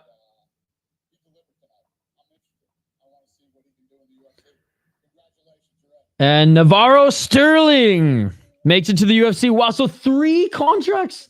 3 contracts. There you go. 3 contracts and Cody Steele likely coming back for episode 10. New Zealand, actually, Reaper. Bo Quarter against Paul Craig, official November 16th. Oh, that's an interesting one. That's an interesting one because we know how dangerous Paul Craig is off his back. That's an interesting matchup. Although Paul Craig's getting old and Bo Nickal's probably going to beat him. 309, nice. Finally got a contract amount right. Yeah, anybody who voted for 2 to 3 in the poll question. Wish we were able to see the Steele fight, yeah. That's the harshest Dana ever been. He poked his opponent in the eyes like 5 or 6 times. I'm not interested. Brazil, let's go. That's so unfortunate that they make them fighters fight a cleaner fight just because they're a huge number, not their fault. Well, there we go, ladies and gentlemen. There we go. Another week of Contender Series come and gone. Shama, definitely not the best week thus far in this season. And we are officially past the halfway point now. We are officially past the halfway point on the season thus far. Time flies, man. Time flies. The next few weeks should be interesting, especially that week 10 where we have some returning guys as well. Tremendous wrestler, obviously, like elite wrestler. Boxing still has a big question mark on it, right? Boxing and just like MMA striking, still a pretty big question mark, right? But so far, passing every test. It's interesting because like Paul Craig, he's probably going to bulldoze through, even though Paul Craig's good off his back. I mean, this is old man Paul Craig, though. He could land a crazy submission. We've seen it happen before. I want to see Bo Nickal against a guy. And again, like, I'm not just saying, this is just an example. A guy like Robert Whittaker, who has good takedown defense and incredible striking, right? Someone who will force Bo Nickal to strike. I guess Alex Pereira don't have that Izzy type power. Did we forget Adesanya brought his guy Blood Diamond? Oh my goodness. That was a waste of a roster spot in the UFC. All right, guys, that's going to do it here tonight for Dana White's Contender Series and our City Life Project live stream. Thank you guys for joining. We had a great crowd here today. And again, as always, thank you, 1,000 times thank you for all of you who decided to choose this stream, the City Life Project, as your destination to hang out with us and watch Dana White Contender Series with this Tuesday and every Tuesday, man. We're going to be here for the next 4 weeks for the rest of the season every Tuesday, and be on the lookout tomorrow for the rest of the weekend schedule. We got a lot of great fight cards this weekend that we're going to be covering. And like I said, we stream 30 to 35 plus hours every single weekend. I did 17 hours straight last weekend. I love combat sports, kickboxing, Muay Thai, mixed martial arts, and it's going to be a great week of MMA, ladies and gentlemen. So smash that like button if you haven't already. Subscribe to the channel. It was awesome to see you two, liars. Awesome to see you two. What's up, Aliel? What's up, Marcos? Good to see you guys too. And yeah, I will post my schedule for the rest of the week tomorrow. Either do a membership stream tomorrow or Thursday. I'll let you guys know. Right now it's a moving target based on if I have a meeting tomorrow evening or not. And then yeah, Friday, Saturday, and honestly, probably Sunday evening as well, we will be streaming here on the channel. So subscribe. Be on the lookout for the schedule on the community tab. You all are amazing. I appreciate you all. Always remember always remember, ladies and gentlemen, It's Herb Dean's fault. it's Herb Dean's fault. Smash that like button and subscribe, and I will see you on the next one. Peace. Yeah.